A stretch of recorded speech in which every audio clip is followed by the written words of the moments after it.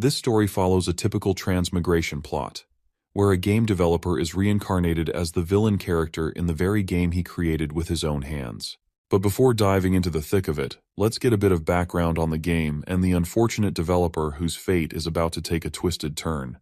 It's the middle of the night, and Kim Woo-jin has finally fixed the bug that had been bugging the hell out of him for weeks. He just finished the game route of a side character known as Decolane von Grahan Euclean. Decolane is one of the intermediate bosses in the game and a named villain. There were countless errors Woo-jin had to fix because he needed to optimize the game so that no matter what route the player chose, Deculane's death was inevitable. Just as he's done grinding his ass off to complete the work, his ex walks in. She also happens to be the team leader of the development team. Woo-jin had a good time with her when they were together, but their relationship grew distant as their personalities clashed. While he was a lazy ass who did nothing but procrastinate, she was a workaholic.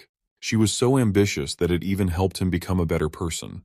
However, their relationship still ended in a breakup, and he ultimately couldn't change despite her efforts. 6 months later, he heard she had someone new by her side. Anyhow, as she notices him working on Deculane, she casually drops a bomb that Deculane's character design was based on Woo-jin himself. Even Deculane's traits and skills perfectly complemented Woo-jin's personality. She suddenly notices her boyfriend waiting outside, so she leaves. It's almost 2 a.m., and Woo-jin is still testing Deculane over and over to make sure everything is perfect. Woo-jin doesn't like the fact that Deculane is supposed to resemble him. See, when Deculane was a child, he was called a magical genius and put on a pedestal. But in reality, he was more mid-core than anyone could have. His arrogance and noble background shaped him into someone with the worst personality. Deculane's character is so twisted that even calling him human would be a compliment. As the story progresses, Deculane is supposed to get stronger, and throughout the game, he is surrounded by people who love to hate him. Woo-jin decides to add another personality trait, something special and distinct only to Deculane.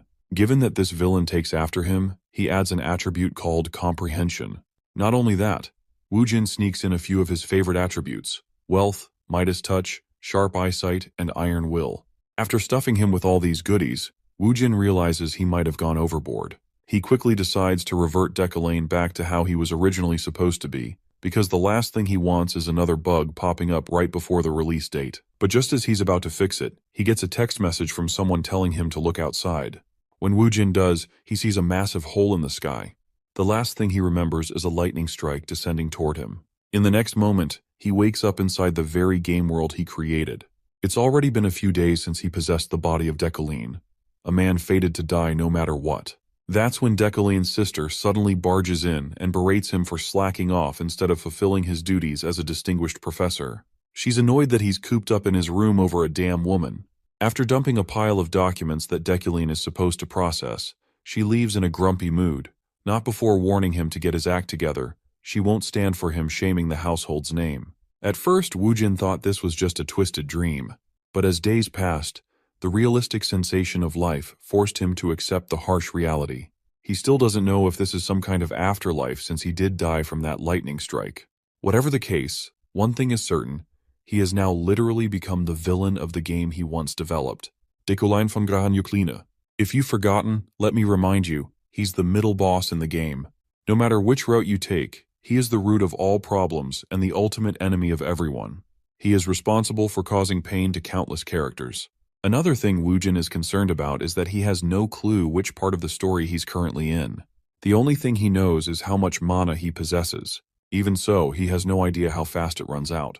He's not joking when he says that everyone, including himself, tested the game around 1,000 times during development, and this character only barely survived once.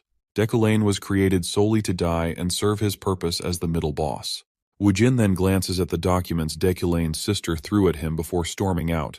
Her name is Yariel von Grahan Euclean, Deculane's half-sister, and the one currently serving as the head of House Euclean in his stead.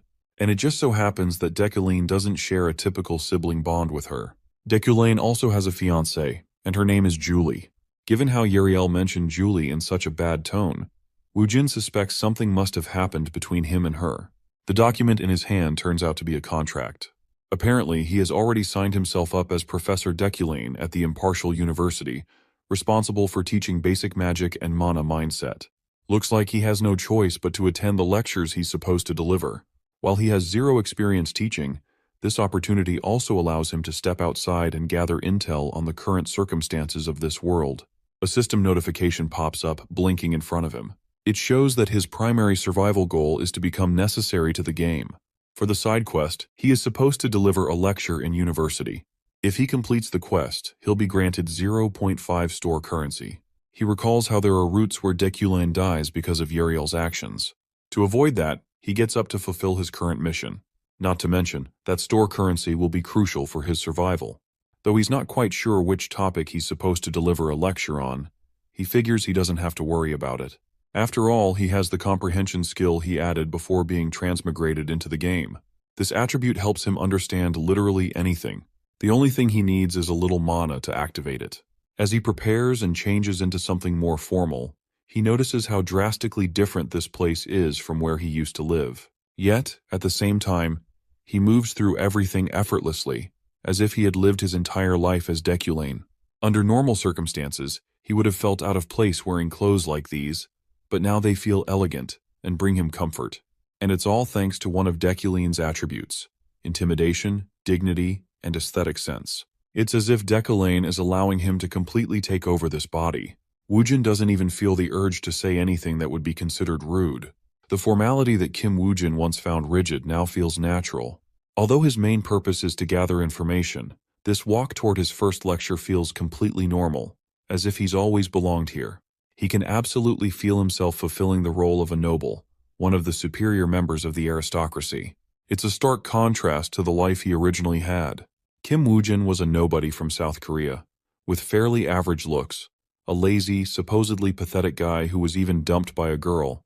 But now, as Dekulane, he wants to embody the role of a noble properly.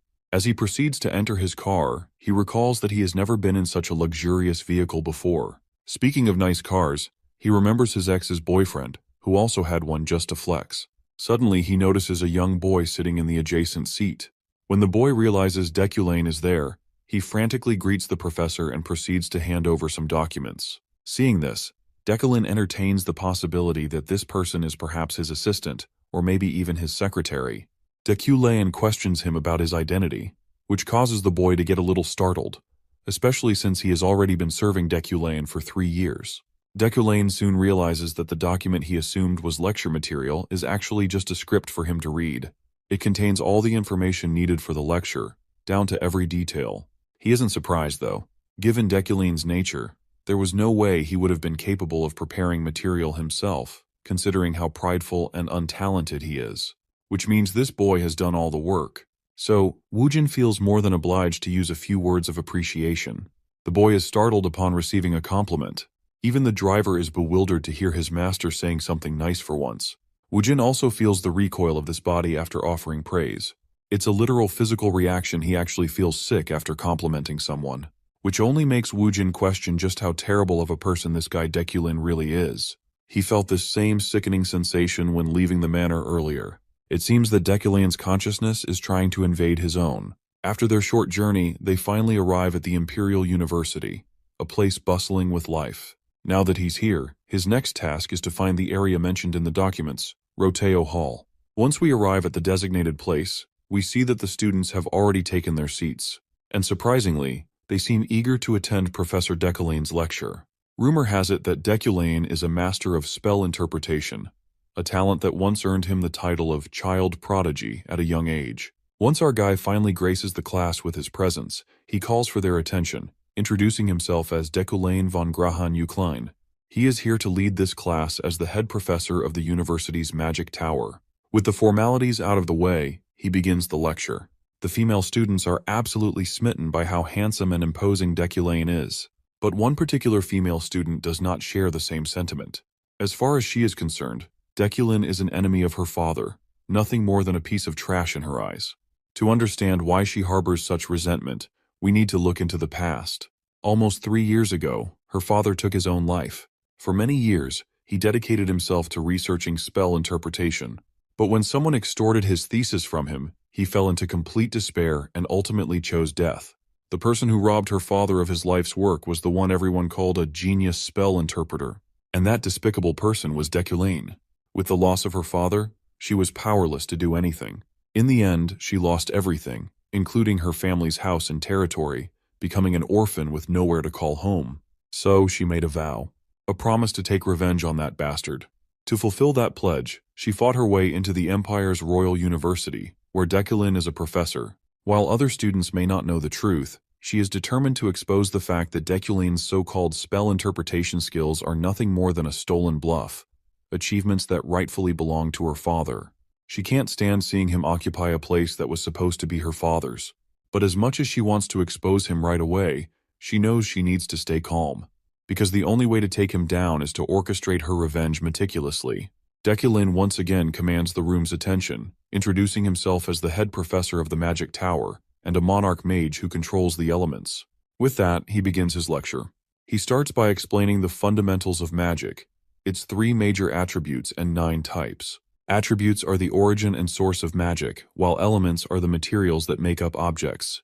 The 9 types include summoning, spirits, destruction, support, enchantment, manipulation, ductility, bewitchment, and lastly, harmony. As Wujin continues delivering the lecture, he realizes that this job is actually much easier than he initially thought.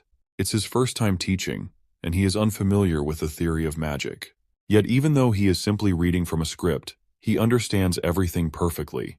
Not only that, but Dekulin's natural presence and overwhelming grace make the students hang on to his every word. Even the burdensome traits of elitism, like maintaining interest and eye contact, feel natural rather than oppressive. Perhaps the current Dekulin truly possesses the qualities of a great teacher. We then return to the lecture's content, where we learn how the use of mana differs depending on where it is stored in the body.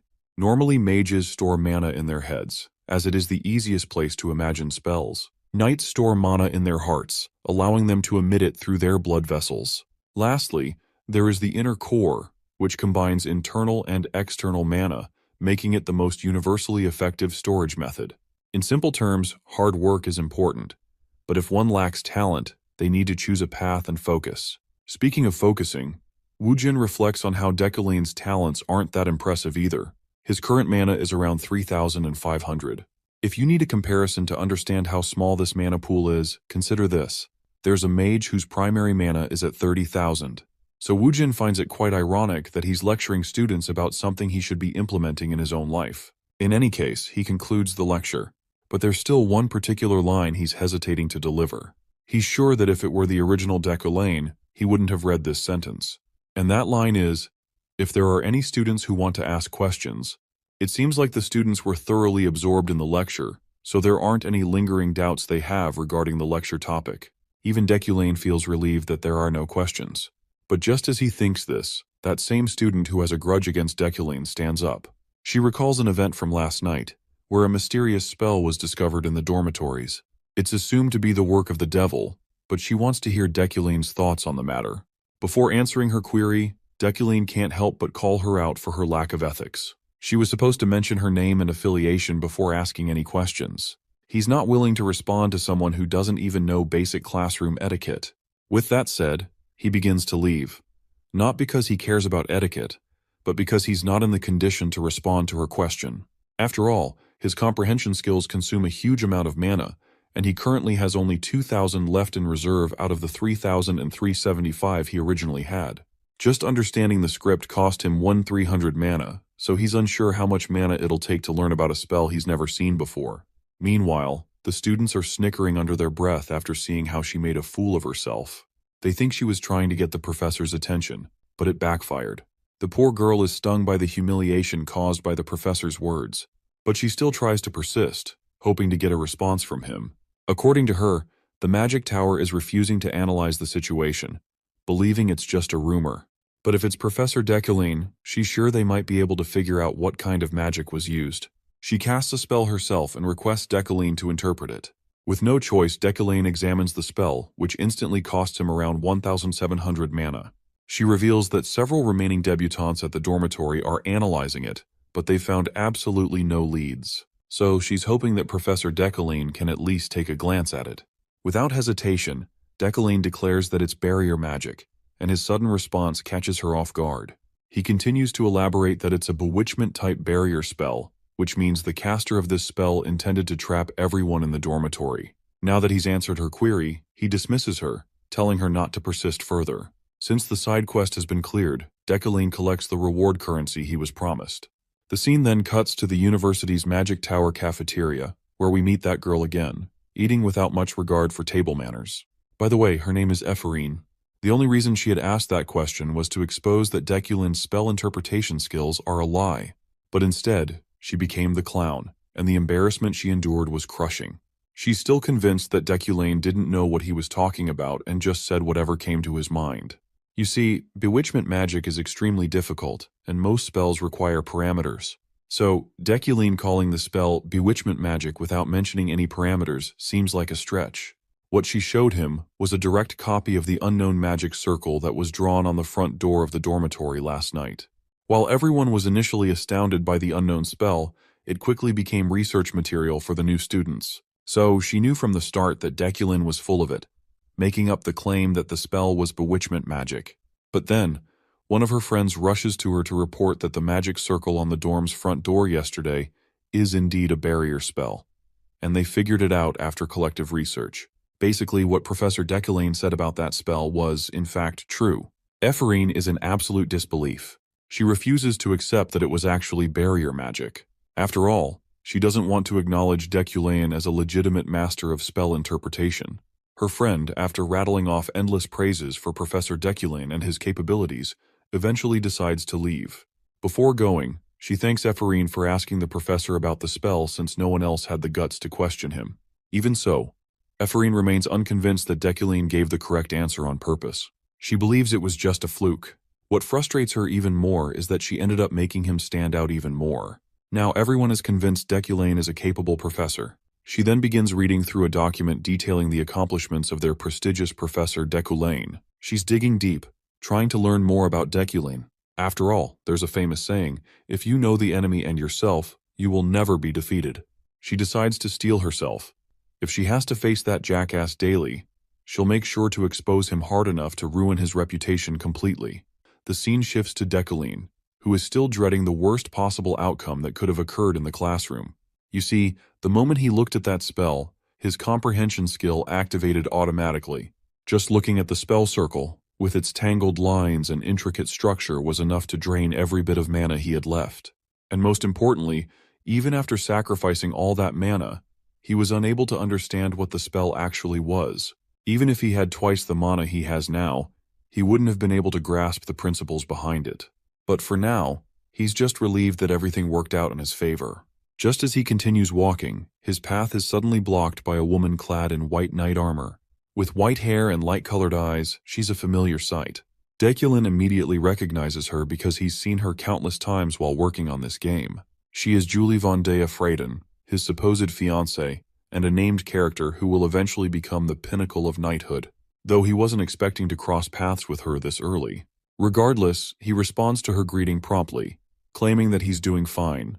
But Julie doesn't seem convinced. She questions how he can be doing fine after breaking the promise they made a week ago. Of course, Woojin has no clue what promise she's talking about. Since he wants to avoid unnecessary drama this early on, he decides to brush it off. He tries to walk past her, casually claiming that he doesn't recall making any promise.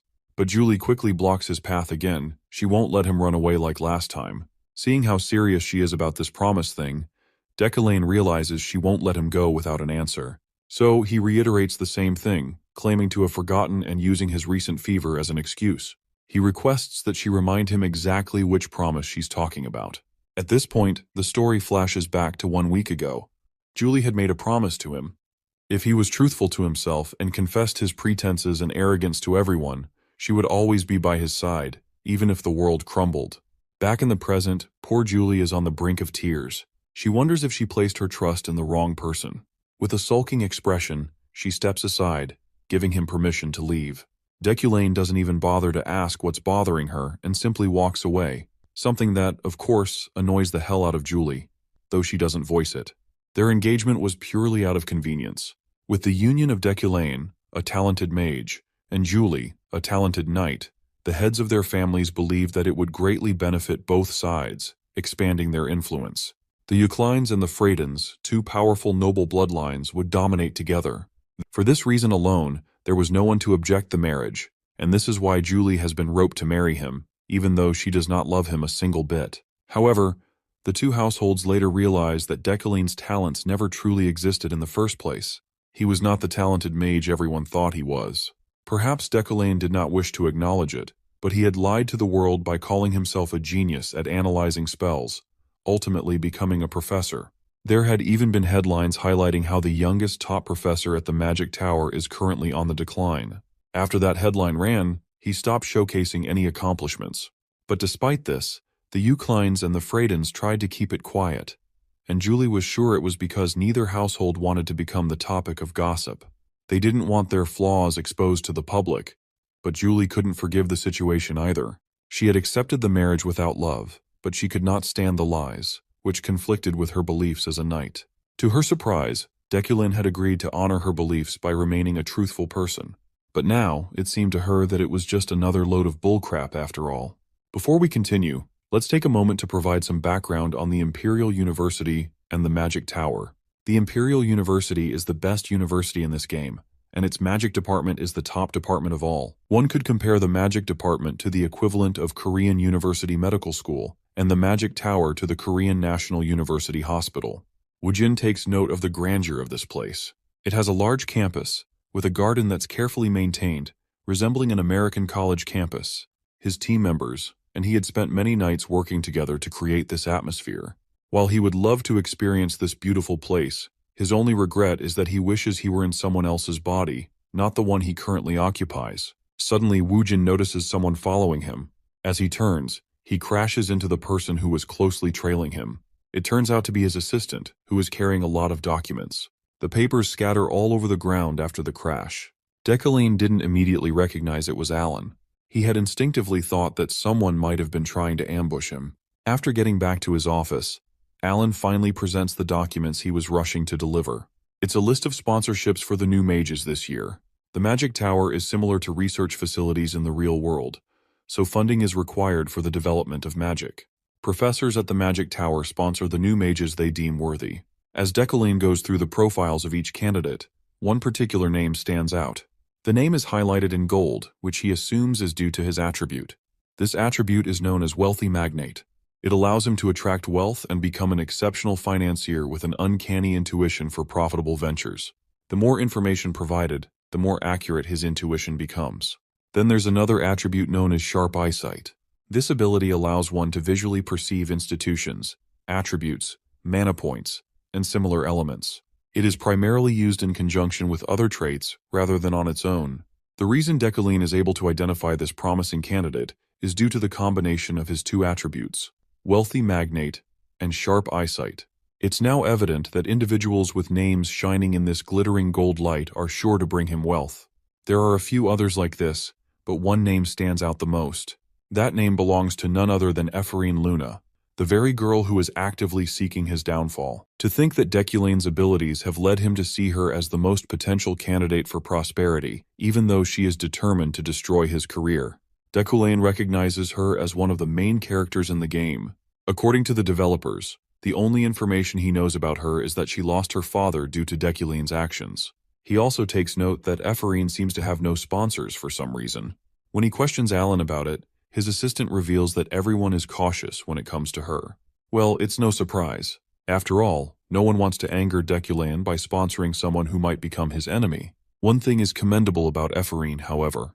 Despite not attending the academy and learning magic through self-study, her talent speaks volumes. The potential in her is limitless. Yet, Ephraim Luna is his enemy, or rather, he is her enemy, since he is the one responsible for her father's death. If things proceed as they did in the original game, Decaline knows he might very well end up dead. After all, he is destined to die in the game.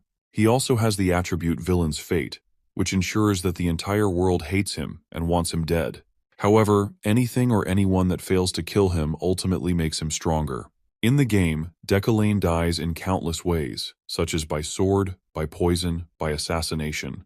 The method may change, but the outcome is always the same: death. The only way for him to survive is to make different choices that the original Decaline would not have made. With that in mind, he ultimately decides to sponsor Ephraim. After signing the documents, he tells Alan to submit them. He also instructs him to borrow a few books that he is about to mention. Later, as he sits alone, Decaline reflects on how much money he requires to survive. From what he knows, many of the deaths awaiting him can be avoided with money alone. Investing in a promising mage is one way to acquire wealth. However, that alone isn't enough. There are countless characters in this game world who resent him, and they will try to kill him whenever they get the chance. In order to survive, amassing wealth and power is the only way out. While Wujin desires to become stronger, he remembers that Decaline's talents are average at best.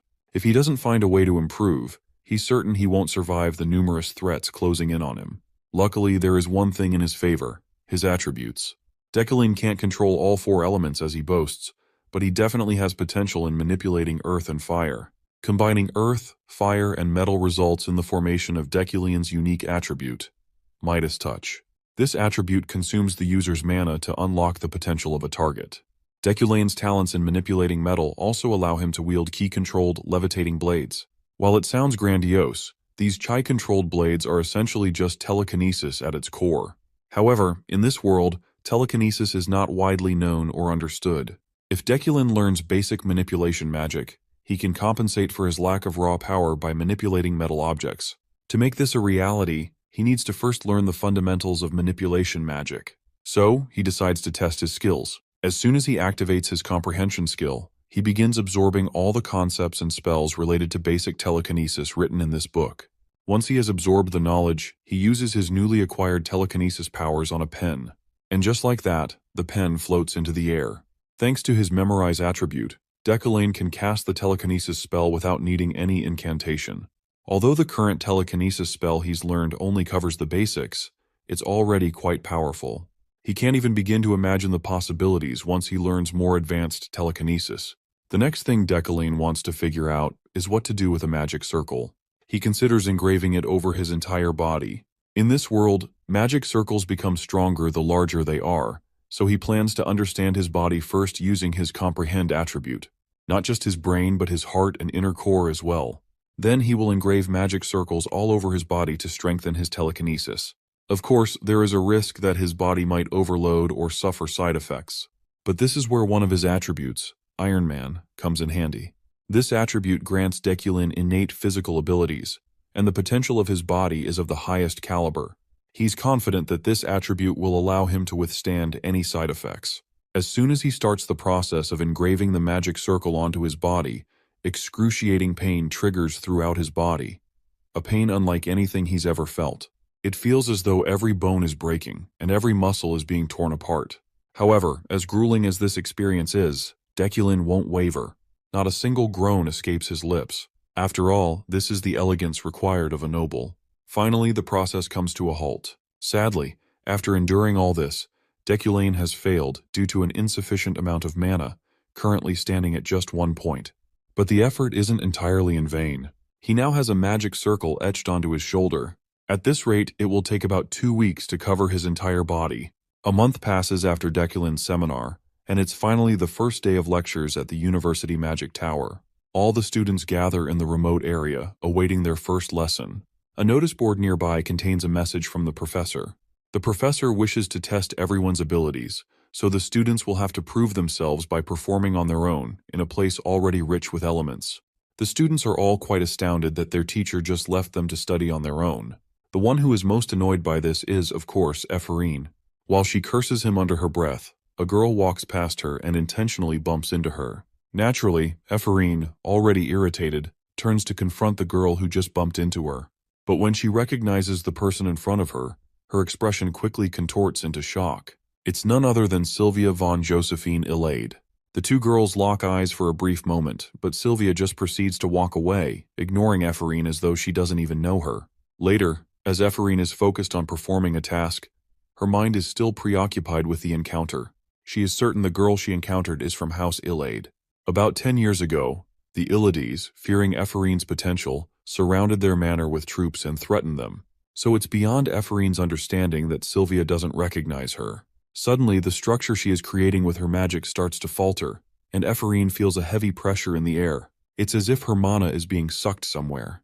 When she looks in the direction of the disturbance, she spots Sylvia, who has just created an enormous structure which is 1,000 times larger than the one Ephorine was making. Naturally, Ephorine is furious, as the turbulence caused by Sylvia's magic has completely disrupted her work. But Sylvia pays no attention to the noise around her, continuing her task undisturbed. This only infuriates Ephraim further. The fact that Sylvia doesn't even acknowledge her existence is maddening. In an effort to get Sylvia's attention, Ephraim decides to provoke her. She begins throwing jabs at Sylvia, undermining her strength. After all, they were rivals, and Sylvia always used to threaten Ephraim and forced her to step away from magic, all to surpass her rival. But once again, Sylvia refuses to acknowledge Ephraim's presence. She claims she doesn't recognize Ephraim but mentions having heard about the death of the impudent, negligent noble. Of course, Ephraim is enraged to hear this disrespectful trash talk about her father. Without a second thought, she leaps into the air, her magic activated around her balled-up fist. She's determined to make Sylvia regret what she just said. The enraged Ephraim lunges forth with a powerful strike, attempting to punish Sylvia for her disgusting words about her father. In response, the blonde conjures a protective barrier, her eyes flickering in doubt of her own ability. The collision results in an explosive boom, sending rumbles of winds across the bodies of the students, who groan before the impact. The aftermath of the explosion leads to the students checking on each other's health. When the dust settles, Ephraim is made visible, her left hand grabbing hold of Sylvia's head, roaring at the blonde for ever daring to insult her deceased father. As she continues to threaten Sylvia, Ephraim's eyes dart behind, realizing that some kind of mystical dark light has been created in the distance. The students panic and scream, while Ephraim questions if what she's seeing is a void. It's the same spot where both of their mana collided earlier, causing a rupture in space that is now engulfing everything around it. Realizing that the void is at risk of causing an explosion, the students panic even more and attempt to run away. Even Ephraim understands the risk of the situation at hand. The explosion could send metal fragments bursting everywhere like shrapnel, inevitably spelling everyone's doom. The space-devouring ball of black continues to eat away at its surroundings. Ephraim does her best to contain the magic with her might. All of a sudden, she no longer hears its sound or feels its weight, as if the void stopped on its own. When she opens her eyes, a towering man clad in aesthetic noble attire is standing before them. It's their professor, and he has just saved their lives. Deculane's sudden appearance is shocking, but what's even more shocking is the fact that he stopped the fragments using ice magic in an instant. Following that, Deculane left his students' mouths open as he displayed telekinesis magic to control the ice fragments. The sight itself left his students with an impression of the beauty and wonders of magic. Ephraim understands the use of enchantment magic in this case. However, even she could feel enraptured by the mesmerizing use of it before their eyes. With the shards taken care of, the professor spoke, his words denoting the end of the lecture. Turning a strong glare to Sylvia and Ephraim, Deculane tells everyone to leave aside from the troublemakers responsible for creating the situation. Right now, Ephraim's face tells you all you need to know. It's the definition of an "oh shit, I'm so fucked" moment. In the next scene, we jump all the way to the interrogation room. There, Deculane awaited the arrival of the other professors, namely Retlin and Relin, who are the professors of the Spirit Studies and Support Studies departments. Welcoming them is a woman sitting next to Deculane, the chairwoman of the university, Adeline Sigelian. With all the professors seated, they now turn to curiously question the daring student who attempted to strike down a lady of the ill-aid house. Turns out, Ephraim is classified as a nobody, to the point they discriminate against her worth based on her nameless background. Of course, the situation was prevented thanks to Deculane's intervention, impressing all the other professors. Giving it some thought, Deculane understands the outcome that will result from this disciplinary meeting. It's obvious that the daughter of one of the most influential families will be seen as the victim, while the fallen noble Ephraim, a mere commoner before the university's eyes, will be seen as the evil perpetrator. Hence, Deculane feels the urge to involve himself and bring about a shift to that perspective. After all, ever since he set his eyes on Ephraim, he could sense douses of scarlet energy just leaking out of her body. It's as clear as day to a villain character like him, an attribute called the villain's fate. Basically, when the entire world wants you to die, there's trouble brewing, and if he can't influence the outcome soon, his inevitable death will creep closer and closer. The official meeting to conclude Ephraim and Sylvia's fate is sprung into action. Relin is the first one to roar at the Ephraim for senselessly engaging in conflict and jeopardizing the safety of many students. It was only thanks to Deculane's personal involvement that nothing grave happened. In response, dejected as she is, Ephraim states that she cannot mention her reason for the attack. This kind of avoidant response comes across as an offense to the teachers, but right now, all Ephraim can think about is concealing her intentions, so her target, the scumbag Professor Deculane, doesn't know that she's after him. Sylvia's provocative words race through her mind, but even if that is the truth, she can't risk saying anything in front of her one and only target. That is why Ephraim is willingly sitting through discomfort and pain for the sake of her long-term plan. Relin roars at the girl once more, questioning if she's got some sort of an inferiority complex. He drills it into her head, reminding her of their difference in status as a noble and a commoner. Next, Sylvia is told to speak. She also tries to conceal the matter, and excuses that she was responsible for accidentally destroying Ephraim's work, which led to an argument. This puts her as an innocent person in front of the eyes of the disciplinary committee, making it even more irrational for Ephraim to have made her move. The professors continue to grill Ephraim, questioning if she's got anger management issues. Relin even goes as far as to recommend expelling the student entirely, refusing to slide this incident with a warning. Right now, feeling alienated from the professors and receiving not a single word in her support, Ephraim feels isolated and cold. All fingers point to her as the culprit. The professors see her as the person responsible. Every insult and every scolding hurled at her, and the worst part is, she can't issue a single response in return. With her father gone, the poor girl is off on her own. The world has shut itself down on her. Blaming Professor Deculane, she pins him as an object of blame for her own mistakes, which is an emotional response befitting a child. Adelaine finally speaks, concluding that each professor thinks the same as the next. Before motioning a decision, she wants to hear Deculane's account of the situation. Making his voice clear, he makes a request to the chairwoman. It's right about this moment where Ephraim thinks her life is over now. It's obvious that she's going to be expelled. But to a shocking turn of events, Deculane puts Sylvia under fire, arguing that she too had a fault in the incident that occurred. His response stuns both students, while Deculane continues to hammer his question once more. Ephraim is at a loss for words, unable to have predicted this trajectory in the meeting. Even Relin, the old fart who chose to see Ephraim as a worthless commoner, is having a field day comprehending Deculane's words. Our boy argues that Sylvia had every reason to act and prevent the incident that was caused, yet she chose not to. He wonders if her so-called esteemed abilities as one of the ill-aid household fell short in the heat of the moment. Sylvia's in a daze. She lowers her head in shame, apologizing first. Then she confesses the truth. Sylvia refused to block Ephraim's attack because she intended for the student to get into trouble. The silver-haired girl is tripping out. There's no way Deculane, someone who is her enemy, took her side just now. It's her fault too, so it's not like he has to protect her. Relin speaks up, countering that as a victim, Sylvia's fault matters very little with how she defended. Blame falls entirely on the assailant. Deculane fires back, stating that as a professor, he's the one who failed for creating a lecture that didn't require his presence. He wonders if he should be taking the blame instead. This sudden comment flusters Professor Relin, who's still on Sylvia's side. Ephraim is out here shocked that this man is steamrolling another professor just to save her ass. It's the height of ridiculousness that he's doing this much to protect her. Having heard enough, the chairwoman concludes her decision. She doesn't think of it as a serious matter, believing that students naturally run into conflict with age.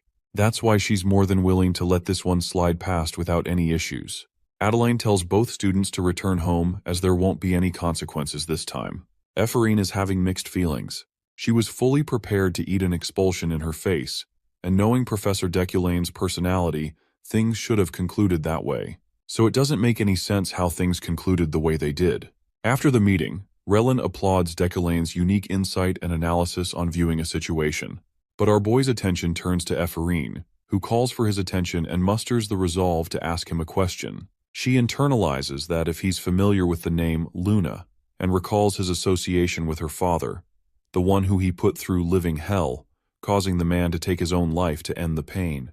Being a master of anticipation, Deculane expected her to reach out to him. This girl is hell-bent on getting an answer from him, and wonders how Deculane would respond to her question, and if he would try and overthrow the verdict of the meeting just to protect himself. Even worse, Ephraim feels afraid that this man may not even remember mistreating her father, which would make her situation even worse. Surprisingly, Deculane tells her that she shouldn't busy herself with the troubles of the past, hindering her potential to grow. Saying those words, he departs, leaving Ephraim with one conclusion.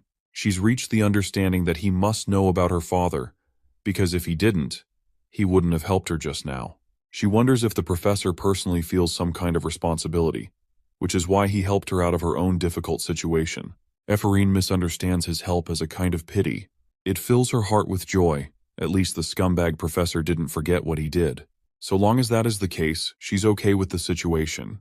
The conclusion of Ephraim's case results in an addition of 2 points for Deculine's death prevention. In the next scene, we see Sylvia explaining the situation to her father, Giltheon, the head of the Illide family, and an Esper mage. His father affirms that the talented student Ephraim Lunas already missed her chance to flourish as a mage. A decade ago, back when the aptitude exam was being held, both girls encountered the other for the very first time. It was during that time that the manometer went crazy before their presence, predicting their immeasurable talent to become future archmages. These two girls just stared at each other blankly, unable to comprehend the slew of words they had just heard. To give you an example of just how powerful archmages truly are, they are classified as beings that not even emperors can threaten. Only a select few people ever rise to this level, and their names are etched in history forever. Tradition has it that 3 people will become archmages in each era, irrespective of their specialty, a rule that has never changed. Interestingly, currently apart from Demerkin, there are 2 empty spots for the archmages of this era. Adeline is actually a candidate for being an archmage, leaving behind one last seat. It was back then that both the Illid and Luna families stood opposite to each other, and now they must compete for the final seat. Of course, Sylvia's father is adamant on his daughter getting that title no matter the cost, so much so that he threatened Ephraim's father by force, exempting him from enrolling her daughter at the academy. Sylvia understood all too well that the only reason her family recklessly overpowered the Luna family was because they wanted her to seize the throne. They wanted to make her archmage no matter the cost, though it is also her personal wish and predicted fate. That's why Ephraim's words from back then stung her so much. She chalks it off as simply being unlucky. While Giltheon isn't exactly worried about her competitor, he's more worried about Professor Deculine, believing that he's an ordinary man who was a genius at a young age. That's why there's no telling if he could suddenly rise above the ranks and become a dark horse. This isn't new news to Sylvia, though, because she could sense his potential from the moment he deciphered her trap. When the explosion happened, it was true that Sylvia eradicated Ephraim's mana, but she also set up a personal trap to launch the void as a conflict between their attacks. This way, the incident would cause even further demise and put Ephraim under fire. The reason Deculine shot them a glare back then was because he understood this trap from the get-go, despite her being careful of any observation close by. Even though he knew everything, Deculine kept both of them safe by offering a third way, a compromise. It was his warning, a way of demanding them to play along with his version of the story so that they could survive in one piece. Yes, before you even ask, the One Piece is real. In any case, she grossly underestimated his talents, but now it makes her ponder the kind of man he truly is. A few days flew by. We get to see Deculine's glorious manor. This man is living Bruce Wayne's life over here. Getting all dripped out, this man is escorted by his driver, his thoughts agreeing with his decision to support Ephraim in that critical moment. This way, he removed one of the death roots for himself, and even increased store currency. Personally, he wasn't expecting Ephraim to make herself known so quickly in their first encounter, but he could tell from then on that she was hostile from the start. While his intervention just now has made him an enemy of Sylvia as well, it's still the best course of action he could have taken. Brushing that matter off, Deculine isn't keen on attending social events. At the same time, he doesn't want the opportunity of gaining store points to just fly past him. After all, he gained a side quest to attend the Flower of the New Year event, adding another half a point to his store currency. As of right now, he still requires a minimum of 5 currency points to access the shop. That's why he's focusing on interacting with the main characters for now. Arriving at his destination, Deculine is welcomed with honor and respect. The party is full of nobles and their expensive laughter. The professor spots a bunch of named characters that he can interact with. Of them, one stands more notable than ever. It's Helm, a character who Kim Woo-jin personally modeled in the game. Arriving at the event was good after all, Deculine believes. He's spotted by an old man out of the blue, who is honored to meet the esteemed Professor Deculine. His sudden announcement of the professor's name draws attention from many eyes, all darting away to see the professor. The party goes into an uproar, celebrating the professor's great presence. That cool and peaceful confidence he had about the party from earlier, it's all shattered to pieces now. While this is happening, Deculine hears someone remarking on Sir Ganesha. The professor draws away from the current interaction and follows the trail of the voice. Having heard about Ganesha, he knows that he can't risk not having an interaction with one of the most important characters around. His gaze shifts and carefully picks apart the crowd, but Ganesha is nowhere to be found. Deculine seriously doesn't want to lose this chance, but unbeknownst to him, the scary adventurer is standing behind him. At this point in the story, she's the 5th strongest character introduced. Deculine finally locates her on the higher floor, the scarlet-haired woman staring down at the scene. He quickened his pace to meet her, but gets cockblocked by Ehelm, who interacts with him at the worst possible moment. Let's explore Ehelm a bit more.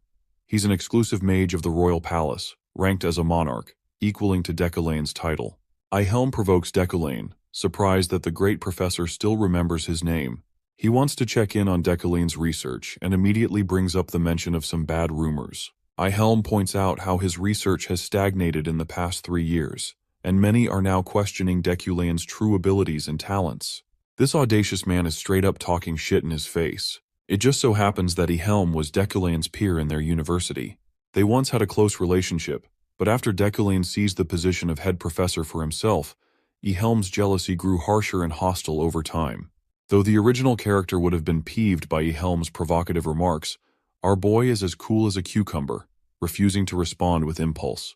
Also, the rumors only mention the truth, so he's fine with them too. Deculine's attention is drawn to shock when he notices that his target, Ganesha, is no longer there. Poor guy wanted to achieve one goal for the day, and it was ruined by this blabbering loudmouth who still continues to yap endlessly. Walking right past him, Deculine annoyingly swears at him and even calls him a piece of rotten cheese. I loved that insult so much I'm going to be using that as his nickname from now on. Rotten Cheese is left bewildered by the statement. The chill professor refuses to say another word and quickly moves on to locate Ganesha, fearing that she may leave the society even before he can acquaint himself with her. His plan is in shambles as we speak. His sudden disappearance from the event causes a bunch of people to wonder where he went. Deculine really wanted to end the rotten cheese then and there, but he was limited to his response because of the people around them. To his shock, Ganesha calls his name. She's there standing right next to him. She's curious if he came looking for her. It's true that Deculine found her unexpectedly, having escaped the clutches of the imbeciles in the gathering event. Still, her reaction makes him wonder if these two have previously met each other in the past. The Scarlet Adventurer lets out a chuckle at his response, when he confesses he merely got lost. Ganesha calls out his little lie and knows he was looking. She apologizes for messing up their earlier mission and even requests letting the matter go. Now it's confirmed that they had a previous relationship based on commissions. The adventurer apologizes once more for failing to recruit a talented child under his wing. It's because of her personal attachment that she ruined the mission, refusing to hand the child over to him. Now, of course, our boy is curious about the context of this discussion, and he's gained an understanding of Deculine's decisions. He was going to use a talented child to do the research in his place and maintain his name. Curiously, Ganesha asks a question. She sensitively asks how long he's going to keep up the facade and remain the way he is. Her careful choice of words puts him into contemplation. It's true that before possessing Deculine's body, he maintained character and acted violently, gaining many enemies and losing trust with the people in his life, even going as far as hurting others for his personal fame. But now, the current Deculine has come to a decision, confessing that he's going to live a different life. Intrigued, Ganesha is surprised. She was fully expecting him to lash out and attack her for that statement. Of course, since she was brash and acted on her own during the mission, Kim Woo-jin, who is possessing Deculine's body, is rather surprised that this bold professor would go as far as to attempt attacking one of the strongest people around at the time. It goes to show the villain's reckless demeanor. While he doesn't know much about the original Deculine's past relationship with Ganesha, he knows for a fact that this woman could easily annihilate him with no effort at all. Two of her most prominent attributes are invincible body and master of martial arts. You can only expect her to go batshit crazy after having those stats. She's one of the few adventurers who has reached the height of her physical stats. Now, because Kim Woo-jin is possessing Deculine's body, there was no instance of hiring assassins to do the deed for him. Because if that were the case, Ganesha would have died already. While he's having this contemplation, Ganesha is wondering if this guy hit his head or ate something spoiled today. She can't place a finger on his strange behavior. Deculine's already achieved his goals for today, so he quickens to leave the discussion. Ganesha is rather surprised, and wonders if it's really true that he won't be sending anyone after her. Turning to her one last time, the cool professor remarks that it would be beneath him. This girl is literally left too stunned to even speak. Going back to the hall, Deculane internalizes that he could easily utilize Eucline's power to pressurize the adventurer using the guild. However, doing so would only cause his death variables to increase. To his utmost horror, the system informs him that he just prevented a death variable. Bro was not expecting to get murdered tonight. This means for a fact that Ganesha's conversation from earlier could have ended very, very differently. Even a simple social gathering event is waving death flags over his head, poor guy. The scene switches to Rayleigh, an adventurer who is relative to Julie. The talented knight is sitting in annoyance, clearly disoriented and in a bad mood. Rayleigh realizes what must be causing her sour expression, so she boldly asks if Julie has made any progress with her fiancé as of late. Just hearing that, Julie's body fidgets. Rayleigh clarifies that she means Professor Deculane, as there were rumors spreading about. Recalling his annoying response from their meeting, Julie doesn't hide her frustration, expressing that their relationship is in the gutter. Only this time she confessed it out loud. In a surprising turn of events, the man of the hour comes around to leave. He spots her, but he's already leaving, despite being known for loving gathering events. He didn't even shoot a look towards his fiancée, causing people to wonder if he's got a sour relationship with Julie. This adds to the rumors about him. Deculane's early leave from the gathering event raised a number of questions, all leading to one theory. They think it's because Julie and him had a fallout, but of course not even the game developer Kim Woojin could have predicted this turn of events. A week has passed since he attended the social gathering event. This man has been putting in the work, looking at his damn muscles as he finesses that pull-up. Apart from his usual memorization and telekinetic training, he introduced working out to his routine to increase his stamina. It's mostly because he nearly died from experimenting with some crazy shit. Just a few days ago, this guy was on the floor, coughing out blood in his miserable condition. Any normal mage would have died from what he did. The only reason he survived is thanks to his Iron Man attribute. Bro is Tony Stark. In a quest to achieve greater strength after encountering Ganesha, he attempted to engrave fire control alongside his telekinetic powers. This would aid his metal manipulation overall. He wanted to upgrade his core magic for his telekinetic ability, cutting off the time needed to learn additional magic. However, this method was extremely reckless even for him, and it was only after experiencing the incredible strain on his body that he felt the need to dedicate some time to training. That's how he came to develop a workout routine. By the end of his routine, this guy is looking like David Lade with his aesthetics. With his morning workout wrapped up, it's time to go to class. The scene jumps ahead to Professor Deculane's office, where we see Alan delivering the professor a message from the magic tower. The sender is classified as someone from a high rank. Prying open the message, Deculane learns that there's an audit hearing in 6 months regarding his research. They just want him to prepare some documents for the hearing by that time. Of course, this is troublesome, because this means Deculane's research is put under fire and under question for being delayed. The thing about Deculane's role is that he's always been classified as the head professor in the eyes of the game. It's critical for him to maintain his title as a professor, because the moment he loses it is also the moment his hopes of returning home will be dashed for good. Right now, he's going to scavenge and find anything worth his time from his laboratory. Deculane enters the room, which is a complete and utter mess, as if there was an attack of some kind. The place has been uncared for, and if Deculane frequented the laboratory often, there's no way he would have kept it in this horrendous state. Interestingly, one disgusting spot looks particularly out of place. It begs the question if he was trying to hide something. There's no telling, but Deculane thinks it's a good way to test the waters and see what's up. Thanks to his telekinetic magic, he didn't have to dirty his own hands plodding through the trash. From the remains, he grabs a book and pries it open. It seems like Deculane encrypted his life's work to ensure that it wouldn't get stolen. Be that as it may, our boy can easily use his comprehension skills to bypass this issue. It's thanks to that he's able to cast open a golden bright light, hinting at the significance of his incredible research. Thanks to his attributes, wealthy magnate and sharp eyesight, he can tell that this book is definitely valuable. Despite that, the research seems incomplete, with many pages ripped in between and left unfinished. But even after all its flaws, it shone brightly, once again hinting at the research's significance. Surprisingly, Deculane spots a pendant with a picture of Ephorine Luna and her father. This helps him piece together their relationship. Turns out that her father was working under him as a researcher. That's why the Luna family despises Professor Deculane, who tortured her father for his own fame. It's because of Decoline that Ephraim has navigated a brutal life. But now, things will be different. He's made up his mind to complete the research with the help of his comprehension skill, and right after its completion, he's going to add her father's name as a contributor to the research as a co-author. Character development in a way you didn't expect. The scene switches to one of the cafes of the university. Here, some of the commoners have decided to band up as their own group, sticking for each other in the time of need. If they don't, the nobles will pull the rug from under their feet. Asking for Ephraim's opinion, the girl puts her on the spot. Ephraim doesn't know how to feel about the situation. After all, she is a fallen noble herself. Still, she's fine with forgetting about her previous life, because right now, she doesn't even have a residence in her name. The orange-haired girl proudly accepts Ephraim as one of their own, the rest of them denoting her as the representative of the commoners. One of the girls, donning a shorter hairstyle, suggests they get permission from a professor to approve their club officially.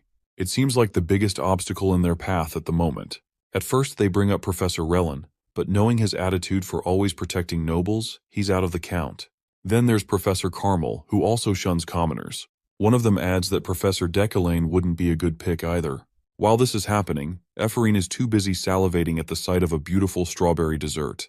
The orange-haired girl erupts in confidence, believing that they should definitely ask for Professor Deculane's help. They're all hoping that Ephraim will be the one to make the request on their behalf. A role that she clearly didn't sign up for is evident by her shocked expression. One guy agrees, believing that Deculane's their best shot, as he looks down on everyone, no matter the status. The fact that Ephraim escaped punishment thanks to him is enough to conclude that Deculane favors her a bit. Or at least that's what these guys think. The girl clarifies that there's nothing of the sort going on. She genuinely feels upset that the conversation has taken a shift like this. Ephraim wants nothing to do with Deculane after all. Refusing the request, she bolts away, but the orange-haired girl chases after her anyway, hoping that she'll reconsider it once more. Ephraim clarifies that whatever they're thinking is not going to happen. Julia suddenly freezes at the sight of someone. Ephraim wonders what caused her to stagger like that. It's only when she turns to meet Deculane's gaze that she realizes it's the devil himself. She certainly wasn't expecting to encounter him in the worst timing possible. Julia runs the heck away, leaving it all to rest on her shoulders. Ephraim is there, not knowing what to say, as the professor is already leaving. Hesitating, she makes her move, grabbing his attention. She requests the creation of a club that requires an approval from his end. In the end, this tsundere mustered up the will to ask him despite her embarrassment. She reasons that he usually doesn't approve requests from commoners, which is why she is also worried. Though Julia's approach was ridiculous, her suggestion was actually right. Ephraim believes they should just try their luck and see if it works. To her shock, Deculane takes the letter and actually signs it, even requesting a note of details to be sent to his office. Ephraim is starstruck as she's handed the paper back, unable to believe that he actually approved the creation of the club. She just can't figure out his damn personality. Julia runs all giddied up, thankful that Ephraim successfully managed to get a signature. Meanwhile, the troubled girl wonders why he's doing all of this. He's being exclusively nice to her for no reason. Fast-forwarding to the lecture, Deculane teaches the students about elements, which are supposed to be the building blocks of magic. And yet, many mages are still unaware about the difference between categorical and pure elements. As he's giving his lecture, Ephraim's thoughts drift away elsewhere, not knowing if the professor's actions are rooted in guilt or even sympathy. This man, the one who drove her father to his grave, despite his nice gestures, all of it feels fake to her. She thinks that if he truly feels responsible, then he should drop the act and reveal the truth to the world. Seeing her visibly fidget in annoyance, Julia wonders if she's all right. This snaps the girl out of her contemplation. Julia thinks her friend is annoyed because of the students across the table. Ephraim is confused at first, but quickly realizes that it's the nobles along with Sylvia, who have a terrible impression of her. After all, her stunt from that day made her an enemy of every noble family. Ephraim tells Julia that it's all right. She just wants to focus on the lecture for now. Zooming in on Deculane's lecture, he explains the significance of magic circles. However, she knew that his lectures used to be different. Right now, Deculane is expertly explaining how each spell is affected by adding strokes to the magic circle. He furthers the main topic of learning for today, something he terms flowing fire. The thing is, Ephraim is right. Deculane's lectures initially used to be a showboat of his talents and authority as a professor. But the lectures conducted by Kim Woojin right now were recreations of the beauty of magic, and they showcased a fundamental understanding of magic. It shocked the students, even Sylvia, who had once forgone her childlike curiosity of magic because of her natural-born aptitude as a mage. Deculain continues, showing them the magic circle responsible for water. Combining this with the fire circle, it creates a unique phenomenon. The purple magic circle steals the attention of the crowd, allowing liquid smooth fire to flow like water. The students are thrilled and amazed. Sylvia most notably can't believe that his lectures challenge such theoretical depths. Typically, mages deemed geniuses actually conjured magic using their intuition and natural talent. Theory meant very little to them, and if every mage prioritized theory, then that meant the commonality of magic in one container. It's true that focusing too much on theory could steal all your time from actually learning magic through understanding and intuition. Theoretical understanding is usually terrible and obstructive to the learning process. That's the unfortunate paradox. To become a genius, one must be blessed with brilliant intuition, and yet, not even the elites can explain the root of their intuition. For a genius professor with his bundle of rumors, it's shocking to her that Deculain is insisting on teaching theoretical classes despite his rank.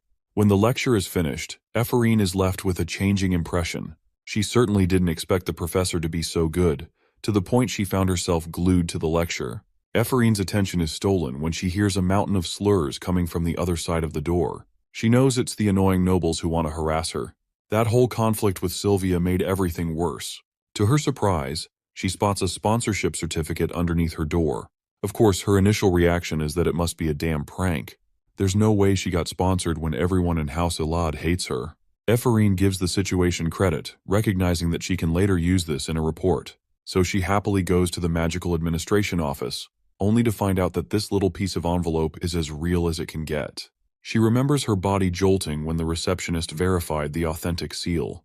Ephraim's face blooms with happiness. She can't contain her joy at all. The girl even tries pulling her face, wondering if this is some kind of sick dream. Then she cowardly checks her surroundings, afraid that someone must have spotted her reaction. Ephraim shrinks underneath the table, afraid that people will soon find out her ownership over 100,000 elne. To give you guys a good idea of the amount, it's equivalent to 100 million won. This girl is so scared, in fact, she's already packing her stuff in hopes of escaping when shit goes down. Even the staff members seemed suspicious and gave her a good look. Ephraim is losing her marbles when her tantrum leads to hitting her head on the table. This dork is convinced that it's no longer a dream. The absurdity of the situation makes her weep. The girl who was alienated all this time finally had her talents recognized. It fills her with the optimism to try harder for her life. I don't know about you guys, but I think this scene is a good example of showing how a token of kindness can restore someone's faith in the world. I really liked it, and I hope you did too. Anyway, let's get serious and visit the Euclid Manor. Here, Deculain's half-sister learns that he's currently headed to the auction site of Shatsenyevel. Bear with me, I know that's a weird-ass name. She's steaming in frustration, remembering how he had already wasted 10 million elne only last year. It makes her fear how much he's going to waste this time around. At the auction site, we come to see our boy, who has been longing to buy something worth his time. Back when he first began using telekinesis magic, the professor had realized he needed a kind of metal to make up for his sorry excuse of a talent. It's going to be a replacement for a temporary fix that he made using wood steel.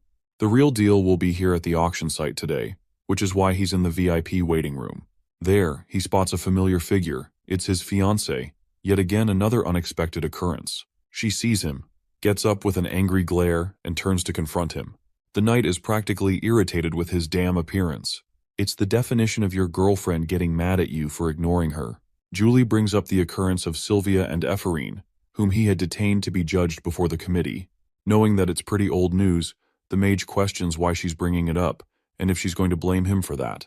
Julie holds a stern expression, hounding him for crushing the dreams of newbie students through his annoying attitude. She highly advises him against repeating past mistakes. Julie finishes up by saying that it's her final piece of advice for him, her words hinting at an indication of a breakup. Calming his mind, Deculain understands her intentions to break the relationship. But in reality, he actually favors this turn of events.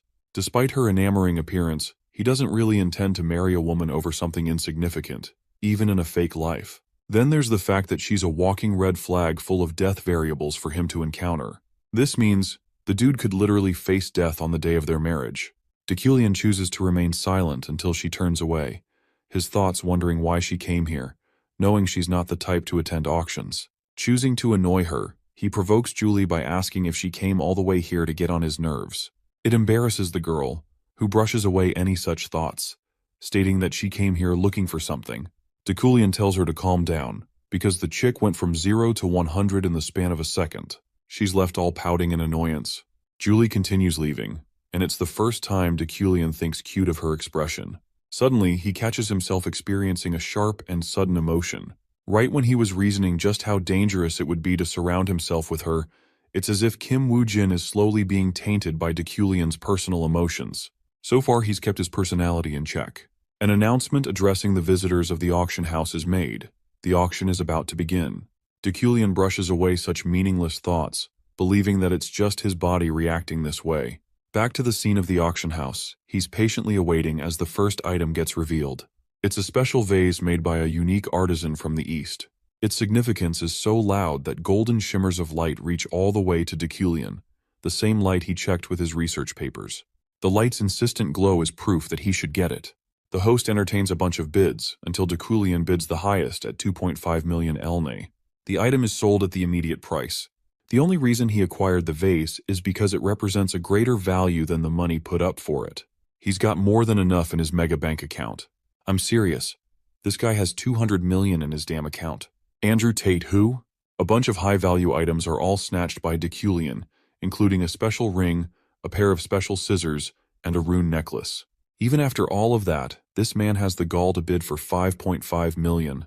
The people at the auction house are shocked to find Professor Deculian making such wild bids. His fiancée, on the other hand, deems him as a mere attention seeker with nothing better to do with his life. She thinks their personalities clash too much, as he wasted so much money without cause. Still, she came here with a goal of her own. She wants to obtain the Winter's Fire for herself. The host finally presents the last object of the auction, an item so rare that it's impossible to find, an ore representing great history. It's the magic of nature itself, the Winter's Fire. The ethereal snowflare stone is revealed in all its beauty, stunning both Deculian and his fiancée. This stone is one of the 10 rarest metals found in the game. Normally used to forge swords, this item is the height of paradoxical wonders, maintaining the essence of both heat and cold energies. Only dragon bones surpass them in value. Still, it's Deculian's best bet, but Julie is also invested. Parties place their bets all the way up to 30 million elne. Julie is extremely confident in her bid and is about to win, her face lighting up with happiness.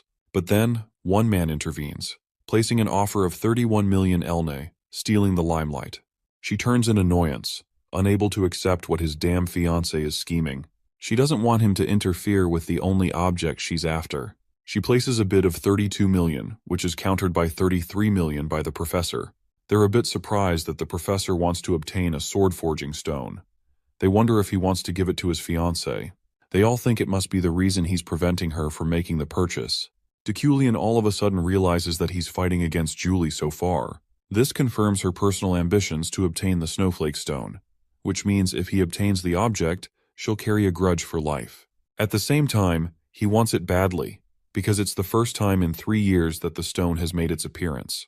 While it's a gamble, a major risk, Deculian is ready to walk that line. So he's ready to meet Julie with his fullest might.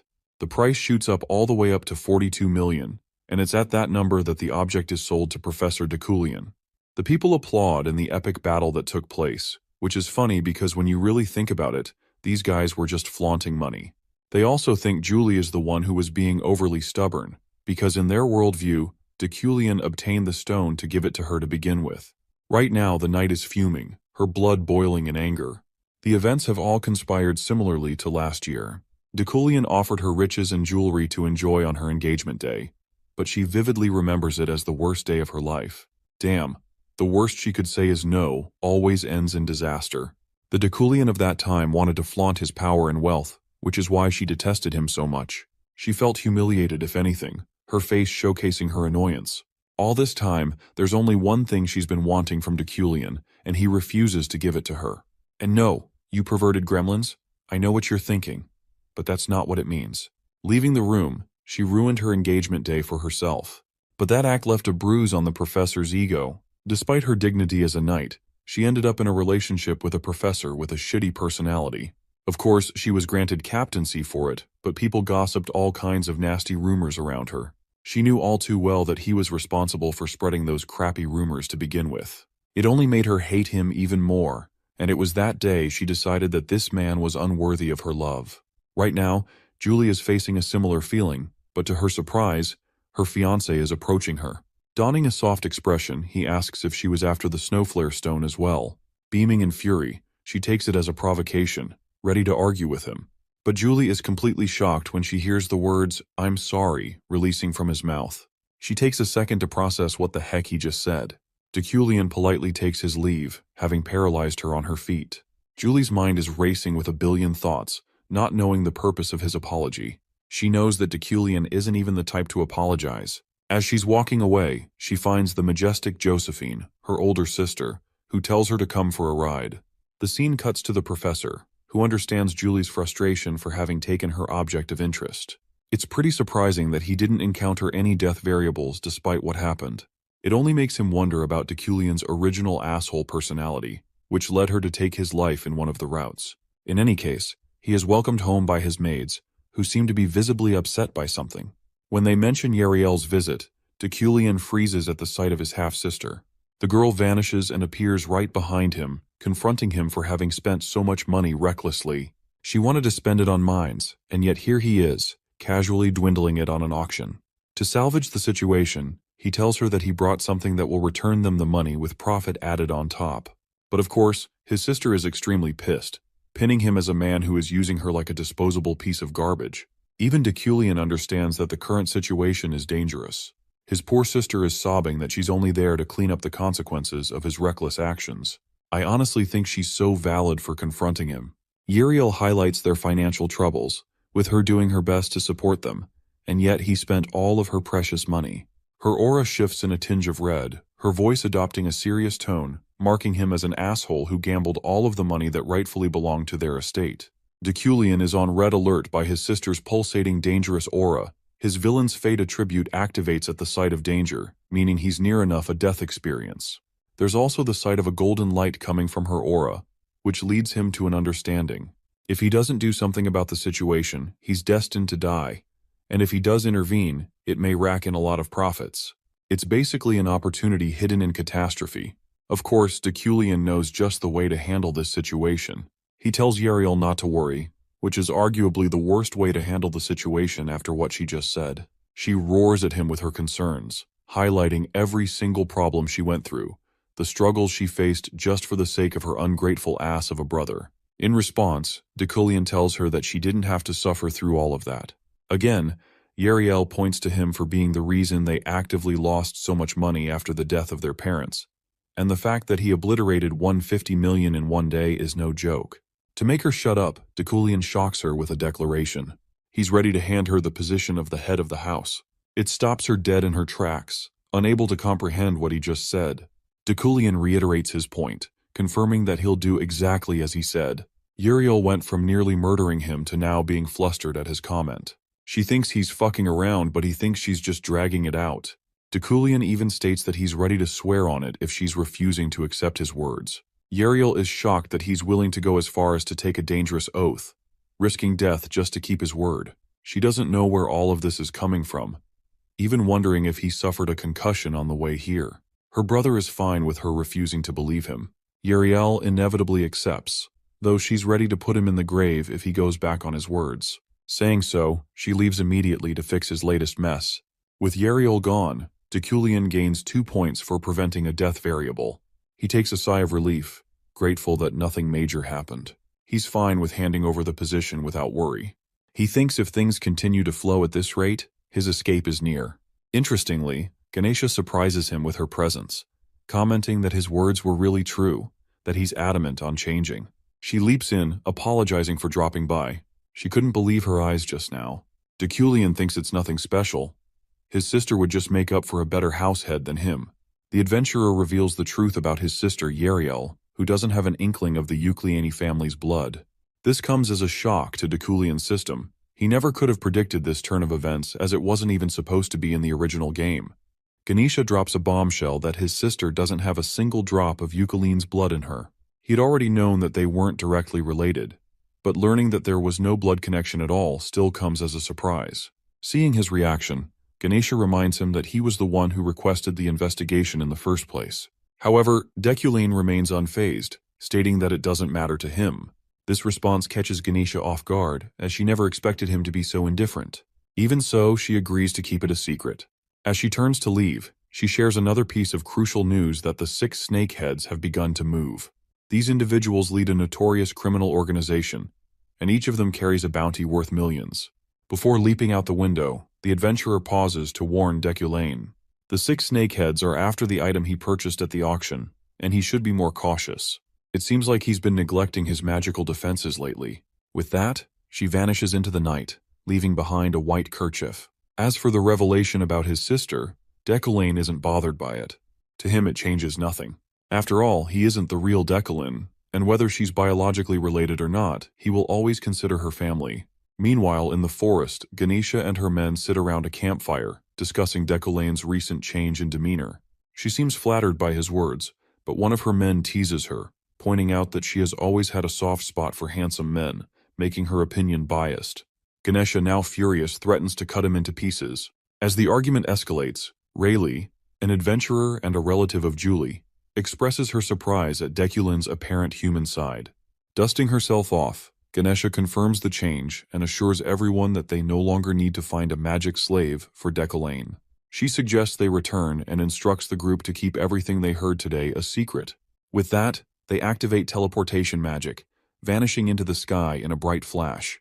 The next day, inside the magic tower at Imperial University, Deculine browses the system store and comes across a level 1 attribute that enhances both mana output and quality. However, it costs 10 and although he now has access to the store, he lacks the necessary currency to purchase anything. The store only allows skills to be bought using store currency, which is limited per level. Each time he gains access, the cost of skills doubles. Deculine understands that he can't afford to rush or waste this opportunity. He has been carefully integrating his training into his routine, but he recognizes that his physical strength is lacking. To improve, he needs better mana quality, which will allow him to train more effectively. He requires 4 more store currency to make the purchase and decides to find a way to obtain them quickly. As he considers his next move, Alan arrives, looking concerned. He hands Deculine the latest issue of Wizard Journal. Flipping through the pages, Deculine spots a wanted notice for a man known as the Wizard Killer, Lockhart, who has been seen roaming the outskirts of the area.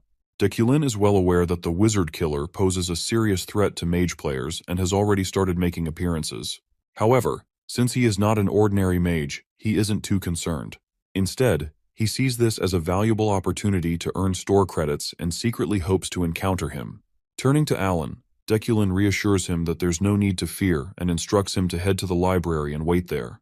Then, out of nowhere, he asks Alan if he wants to become an assistant professor. The unexpected question leaves Alan completely stunned. He can't believe Deculine would recommend him for such a position, especially when he has always criticized his lack of talent.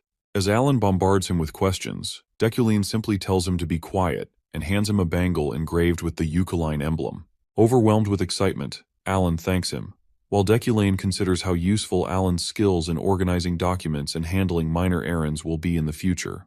He doesn't want him to leave, especially since many who resented Deculine's cold nature have already walked away. Yet Alan remained loyal, handling everything without complaint. To further support him, Deculine gives Alan a generous sum of money and suggests he treat himself to a good meal. With that, Deculine heads to the staff-only library, leaving Alan in shock. His purpose for visiting is to study Luna's research papers on the creation of pure elements. However, as he reviews them, he finds numerous mistakes and decides to correct them. He is also searching for valuable grimoires related to manipulation magic. As he walks through the library's aisles, his gaze lands on Sylvia, who is browsing through the books. She shouldn't be there as its staff-only library. 10 minutes earlier, Sylvia had been searching for study materials in the executive reading room, a space typically reserved for faculty members. The librarian, initially reluctant, is overridden by the professor, who grants Sylvia access, citing her status as Ilad's successor and the current year's rookie mage. With no choice but to comply, the librarian allows her to browse freely. Sylvia, whose passion lies in studying literature and languages, has come specifically to find a novel written in FNL, the language of the long-extinct fairies, making such books extremely rare. This rare find is precisely why she has entered a place normally off-limits to her. As Deculain approaches, Sylvia remains unaware of his presence until he directly confronts her, questioning why she is in the executive reading room. He warns her about setting a disciplinary committee on her again. Caught off guard, she recalls rumors about Deculain's dislike for libraries and wonders if he intends to summon the disciplinary committee. She explains that she has received permission from Professor Relin to be there while searching for a particular document. Deculain quickly realizes that both the professor and the librarian have ignored school regulations, and in his view, all those involved should be reprimanded. Just as Sylvia processes his words, he picks up the book she is holding and immediately recognizes it as an Ethanel novel. He questions her ability to read it, though he acknowledges that this isn't the main concern. Sylvia defends her interest in literature and languages, but Deculain lets it go for now, warning her that any future rule-breaking without authorization will result in disciplinary action. He advises her to have someone else borrow books on her behalf, rather than relying on her family's influence. As Deculain walks away, Sylvia silently fumes, feeling humiliated by his words. Sylvia had only wanted to understand the fairies, yet Deculain had challenged her ability to read the novel, citing the inconsistencies in the Ethanel language. However, he hadn't given her unauthorized presence much weight. Meanwhile, in the jungle, a group of adventurers are navigating a dense forest while hunting a magical beast. Deculain observes them, noting their steady composure despite this being their first practical training session. They are in the Mountain of Darkness, a place of significance and strict security for the Magic Tower. These forests also serve as the training ground near the university, known for its abundant magical resources. However, the area is also highly dangerous due to the presence of venomous creatures, leading the Magic Tower to enforce protective barriers and constant patrols. Professor Relin is worried that currently, the position of head professor overseeing this area is vacant. To everyone's surprise, Deculain steps up and volunteers for the role, earning the approval of his colleagues. As he takes charge, another professor silently acknowledges that this is exactly how a leader should act. Internally, Deculain is driven by a side quest notification, the Darkness of the Magic Tower, which offers store currency and an additional achievement reward. A mysterious pull draws him toward the mountain, likely the true reason behind this quest. This quest signals a major shift in the game, turning it into a horror experience. As the head professor is decided, everyone starts to pack up and start the venture. 9 hours later, at the cafe near the Magic Tower, Ephorine and her friends are enjoying snacks. Celebrating her achievement of reaching 100,000 NA, she eagerly offers to treat them. Their conversation drifts toward the anticipated approval of their club and plans for their first gathering. Her friend brings up a recent training session at the Mountain of Darkness, where 50 participants had volunteered despite occasional mishaps. Suddenly, a scream cuts through the air, followed by a tremor. Rushing outside, they spot someone running and crying out for help. Julia hesitates, sensing that something is wrong, and shouts for Ephorine to stop, but she keeps running. After a short distance, Ephorine stops, turns around, and is shocked to see that her friend has vanished. Disoriented, she finds herself in an unfamiliar location, completely separated from her friends. Recalling the person who had been calling for help, she spots a figure and calls out to them. However, as they approach, she quickly senses danger. The person lets out a horrifying scream, revealing a monstrous form. Now certain she is under attack, Ephorine readies herself to fight. Just then, Deculain unexpectedly appears, startling her. She immediately accuses him of harming the woman, questioning his authority to attack a civilian. Deculain, unfazed, tells her to take a closer look. As the illusion fades, it becomes clear that the figure is not human but a demon. Deculain explains that Sylvia had been caught in a deceptive spell, a common trick used by demons. Ephorine attempts to step in, but Deculain coldly tells her to stay out of it. The demon suddenly lunges at Deculain, forcing him to engage. Furious at its attempted escape, he launches into battle, demonstrating his overwhelming power. Deculain, analyzing the creature, identifies its primary ability as illusion magic, and notes the glowing core on its forehead. Thanks to his own resistance to mental attacks, the demon's illusions have no effect on him.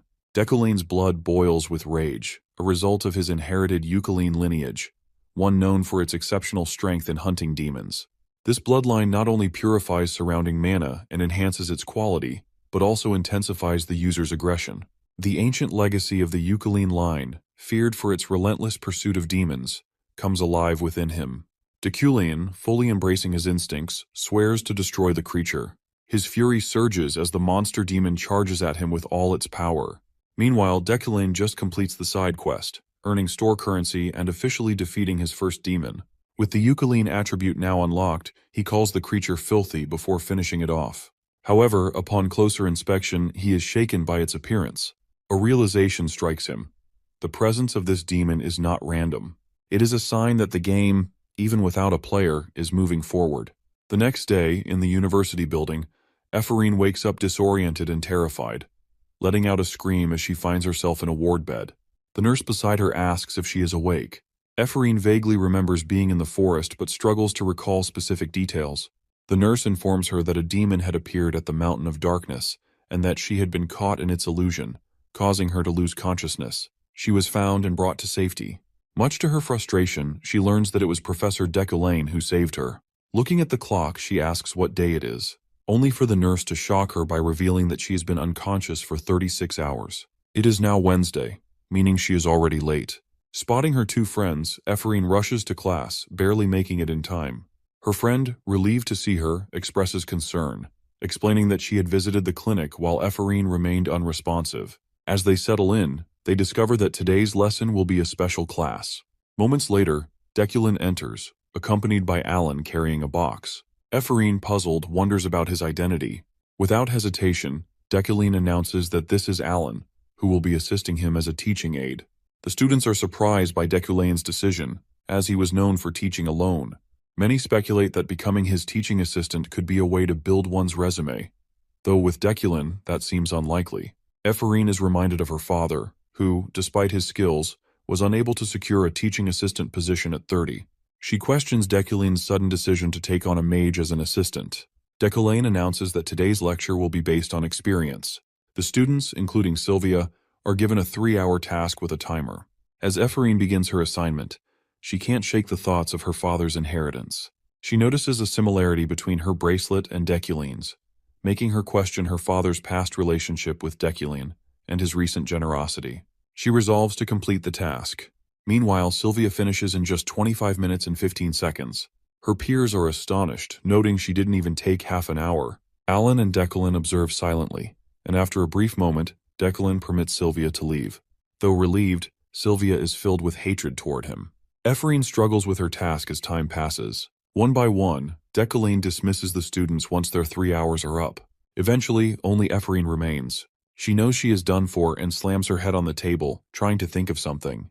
Recalling Sylvia, she realizes that not only did she fail to surpass her, but she was also the only one who accomplished nothing by the end of the class. She calls herself stupid for being unable to complete such a simple task. Berating herself, she mutters that she is incompetent and a failure. As she sinks deeper into despair, she suddenly hears Deculion's voice, revealing that 5 hours and 40 minutes have already passed. He asks how much longer she intends to make him wait. Shocked, Ephorine looks up, realizing he is still there. Meanwhile, Deculion criticizes her for failing to complete such a simple assignment on time and even having a breakdown over it. He tells her that no matter who mocks her, surpasses her, or even if someone she resents stands before her, she must remain cold and logical at all times. He declares that with such a weak mindset, she will never reach his level. His disappointment is evident as he turns and walks away. Ephorine sits there, stunned and in despair. The room is empty, and the clock continues ticking. She slams the table in frustration, remembering Deculion's cutting words about trusting in her. Refusing to accept them, she repeats his words to herself. As her frustration builds, a green power flares from her bracelet, its aura surrounding her. Fueled by determination and anger, she declares that she will do it, no matter what it takes. Meanwhile, Deculion reflects on the recent events on schooling Ephorine. Though he spent considerable effort on Ephorine, he believes it was necessary. She must grow stronger for the challenges ahead. The appearance of a demon at the Mountain of Darkness is a signal. The main quest is about to begin. During the coming age of overwhelming evil, characters with strong moral alignments will emerge, including a much stronger Ephorine. Right now, she lacks mental fortitude and a true sense of a mage's responsibilities. But Deculion anticipates her overcoming these weaknesses and growing into a formidable force, one that could potentially threaten him. Yet Dekulin, a firm believer in self-reliance over fate, is confident he can prevent that. He refuses to let a newcomer surpass him. Ephraim steps out of the classroom, pauses briefly, and then rushes to Deculane's office. There, she presents the results of her magic assignment. Dekulin notes that it took her 6 hours and 25 minutes to complete. While acknowledging her shortcomings as a non-academy graduate, he cannot deny the quality of her work. It is worthy of first place.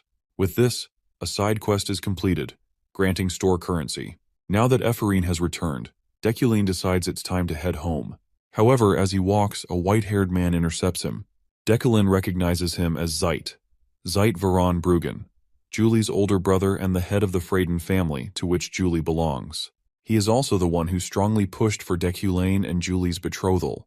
Zeit is formidable, ranking above Ganesha in combat strength, a named character renowned for his prowess. However, Dekulin is confused as to why someone like Zeit would seek him out. Immediately, he begins to speculate about Zeit's intentions, suspecting that this encounter might have something to do with Julie's Snowflare Stone. Though Dekulin bears no hostility towards Zeit, he remains on guard, uncertain whether this meeting poses a serious threat. Zeit, however, just voices his concerns regarding Dekulin and Julie's recent interactions. He casually suggests they have dinner together, framing it as a friendly gathering. Dekulin, seeing little choice, agrees without hesitation. Satisfied with a quick response, Zeit assures him that he'll arrange everything and even tailor the menu to Dekulin's preferences. Dekulin quickly realizes that Zeit has carefully planned this meeting, leaving him no room to refuse. Understanding how much Zeit values his family's standing, Dekulin knows that going against his plans could be risky. The following day, at the Freyden household, Julie reacts with immediate frustration upon hearing about the dinner. She expresses her disdain for Dekulin, arguing that her rigorous training schedule leaves no time for such events. Zeit, however, dismisses her complaints, calling her reaction childish over something as trivial as a snowflare stone. Growing irritated, Julie listens as Zeit speculates that Dekulin must have purchased the rare metal, typically used for forging weapons, with the intention of giving it to her. He goes further, stating that if Dekulin were to present it as a gift, she would likely end the engagement on her own. Julie's frustration only grows, but Zeit remains firm. With his anger boiling, he advises her to think carefully, reminding her that emotions have no place in political matters. He pointedly asks if she harbors any romantic feelings, noting that, as far as he knows, there aren't any men who love her. She immediately denies it, insisting it's nothing like that. Zeit then asks if her concerns stem from Dekulin's poor record, but she also denies that, stating it has nothing to do with him. Her response only irritates Zeit further. However, despite his frustration, he accepts her answer. Preparing to leave, he instructs her to be on time and to resolve any lingering issues before the meeting. As soon as Zeit leaves, Julie, unable to control her emotions any longer, lashes out, swinging her sword with tremendous force in a fit of rage. Her slashes create a powerful blast, shaking the surroundings. Meanwhile, her subordinates stand behind her, silently observing. Witnessing her outburst, the subordinate comments that her sword is turbulent. His name is Veron, a member of the Order of Hidakane and Julie's subordinate. Julie quickly apologizes for showing him such a disgraceful side of herself, but Veron understands. He also believes it is unfair for the current head of the household to pressure her into marrying someone like Dekulin. Julie is warned not to speak ill of Dekulin, though she insists that it doesn't matter to her. Seeing Veron fall silent, she turns away, ordering him to prepare as she gets ready to leave. Veron is deep in thought, contemplating the path he has chosen to prove his loyalty. It's a task that only he can accomplish, and he is determined to see it through, believing it will bring Julie happiness. At the Berkt Assembly of Elders, a conference is underway regarding the appearance of a demon in the Mountain of Darkness. The elders discuss the magecraft they developed using mystic arts to combat demonic entities, realizing that it is now time to take action. To address the situation, the conference leader orders his men to send letters to the 12 sorcerers, summoning them to Berkt. With that, the letters are dispatched. Meanwhile, Dekulin finishes organizing the items he obtained from the auction. He prepares to equip Rufarin's ring, which enhances mana recovery, and the ancient rune necklace, designed to store mana. Following Ganesha's advice to prevent theft, he plans to secure the rest of the items in a vault. However, an issue arises. The Frostflame Stone isn't responding as expected. While he knew it wouldn't be easy to use right away, he is surprised that his telekinesis has no effect on it. Suspecting that the stone's mana is actively resisting him, He recalls spending a significant amount on it. He recalls reading about a related concept during his visit to the library, the idea of communion, a method used to tame legendary swords by establishing a connection with them.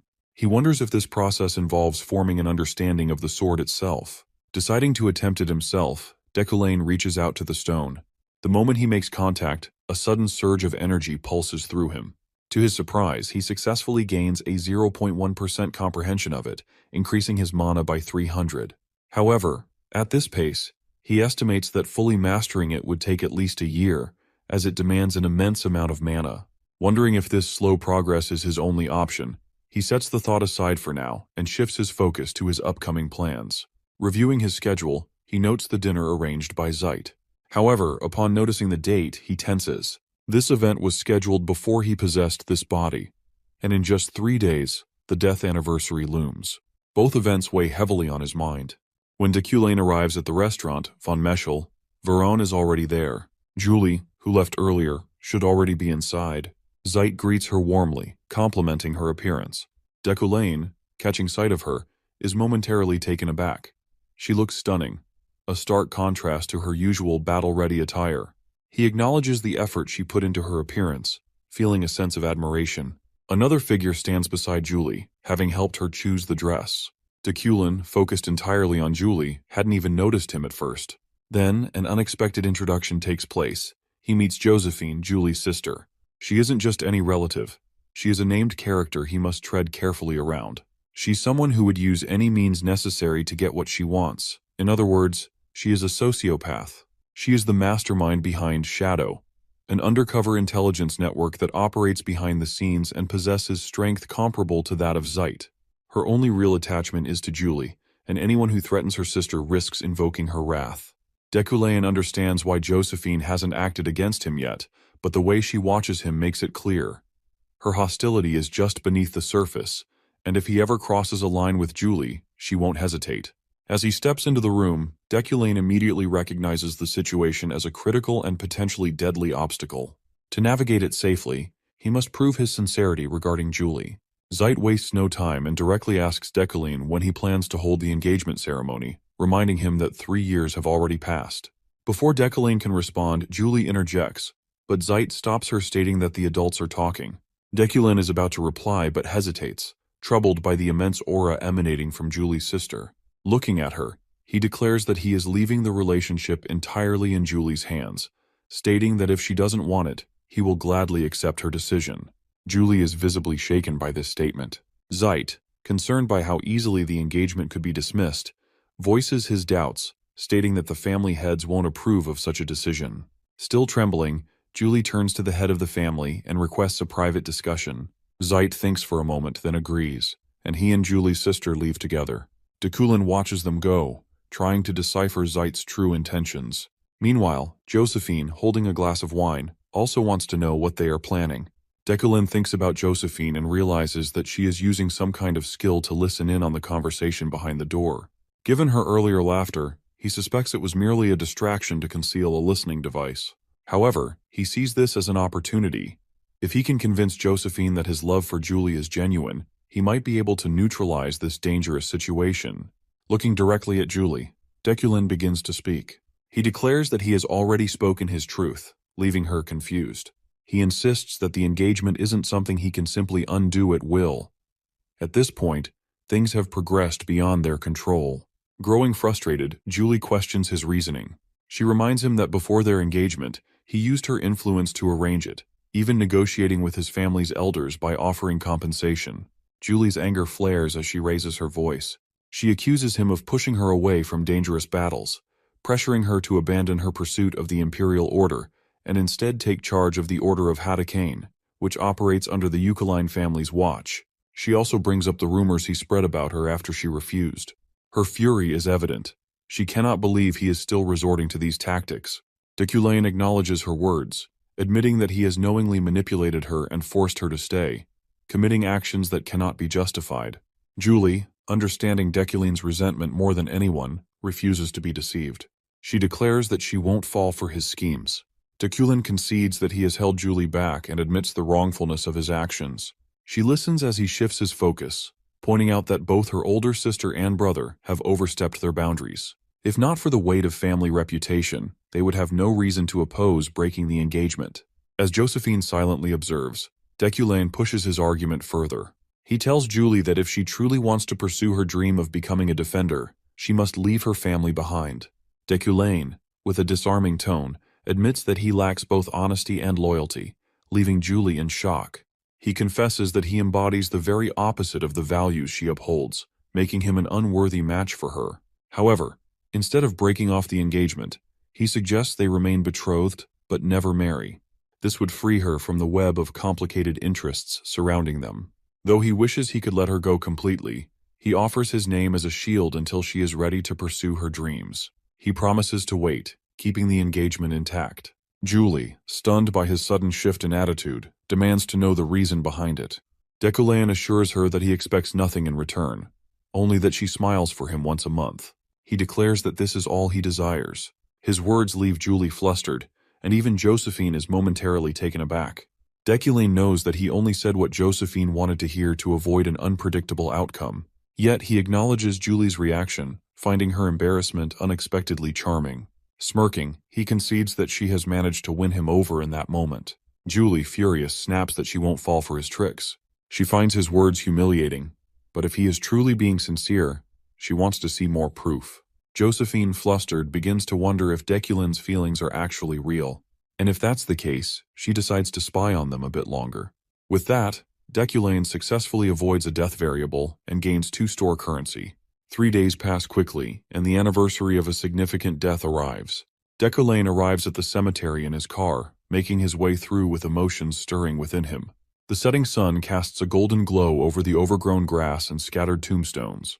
Though this place holds no personal significance for Decoulain, it does for Kim Woo-jin, his earlier self. A flashback unfolds, revealing a conversation between Kim Woo-jin and his team leader, In-yu. They discuss adding an Easter egg to Decoulain's background.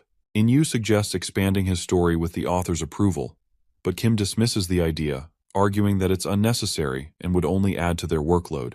However, In-yu insists that it's worth it, emphasizing their commitment to the game. Kim eventually relents, though he questions its importance, especially since it has no direct connection to the main storyline. In-yu, however, finds the idea meaningful and insists that they must put their hearts into the game. Kim once again denies it, finding it meaningless and pointing out that In-yu didn't even ask for his opinion before deciding to include it. Still, she believes it's a good idea and won't be useless at all, as she claims that Decoulain has a bereaved fiancé in his past. Kim reflects on her past enthusiasm for creative additions, wondering what she found so intriguing about Decoulain's lost fiancé.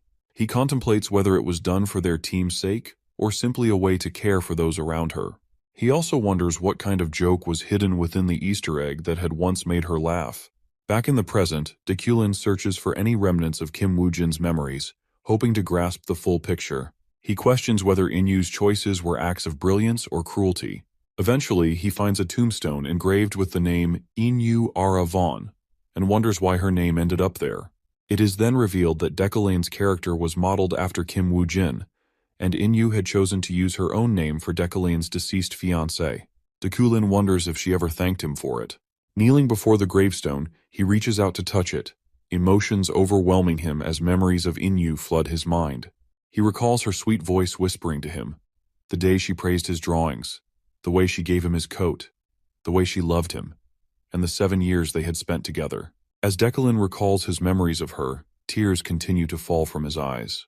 However, someone else at the cemetery is furious upon finding him there. After a while, Decoulain walks out, realizing that he has stopped crying, something he attributes to his personality coming in handy. As he continues walking, he hears someone following him. Turning around, he sees Lockhart standing behind him, radiating killing intent. Lockhart, as Decoulain recalls from his name, is surprised that Decoulain already knows him. Lockhart, also known as the Wizard Killer Lockhart, is a mini-boss villain designed to be a nightmare for mages. His ability, Magic Nullification, makes him a direct counter to magic users. There are no real limits to his power beyond physical contact, allowing him to render magic completely useless within his range. Lockhart arrogantly boasts about his immunity to magic while relentlessly attacking. As he closes in on Decoulain, our boy swiftly dodges his relentless barrage of strikes, moving with precision. Lockhart is shocked. Most mages would have trembled in fear before him, yet this guy is effortlessly avoiding all his blows. Annoyed, he unleashes a powerful strike at Deculane, only to be counterpunched in the face. Walking up to Lockhart, Deculane calmly states that fighting him is meaningless. Several days ago, Deculane finally managed to acquire 10-1 in store currency and purchased the mana improvement skill he had always wanted. This enhancement expanded his overall mana capacity. While testing it through repeated practice, he realized he would need to completely readjust, but he was thrilled to be able to unleash a greater amount of mana with the same effort. During his training, he discovered that the skill's effects extended over a larger range than expected. Then, as he grabbed his practice stick, he was shocked to see his hand sinking into it, making him realize that the skill had also increased his physical strength as a whole. After multiple attempts, Lockhart is finally defeated and lies on the ground in front of Deculane, utterly beaten. Deculane successfully overcomes the death variable, earning additional store currency. Reflecting on the fight, he acknowledges that while he initially believed his Iron Man attribute alone would be enough, the recent trait enhancements made the battle far easier than expected. Lockhart, stunned, refuses to accept defeat. Furious, he shouts trash talk at Deculane, accusing him of being a traitor. Observing Lockhart's intense anger and unusual abilities, Deculane quickly pieces together the truth. Lockhart is not an ordinary opponent. He belongs to the Red Film Race, a revelation that leaves Lockhart in shock. The Red Film Race, named for their distinct birth markings, are the descendants of demons. Scattered throughout the continent, they conceal their identities, as they are natural enemies of mages. Just as magecraft was originally developed to combat demons, the war between mages and the Red Film Race has been a defining conflict in the world. It is a major element of the game's lore. Standing over the defeated Lockhart, Deculane realizes that, due to their heritage, the Red Film Race is constantly at risk. He suspects that a large-scale purge is underway. Though he understands the suffering Lockhart's people have endured, he points out that killing innocent mages would only turn him into the very monster he despises. Lockhart, furious, demands that Deculane stay silent and finish him off.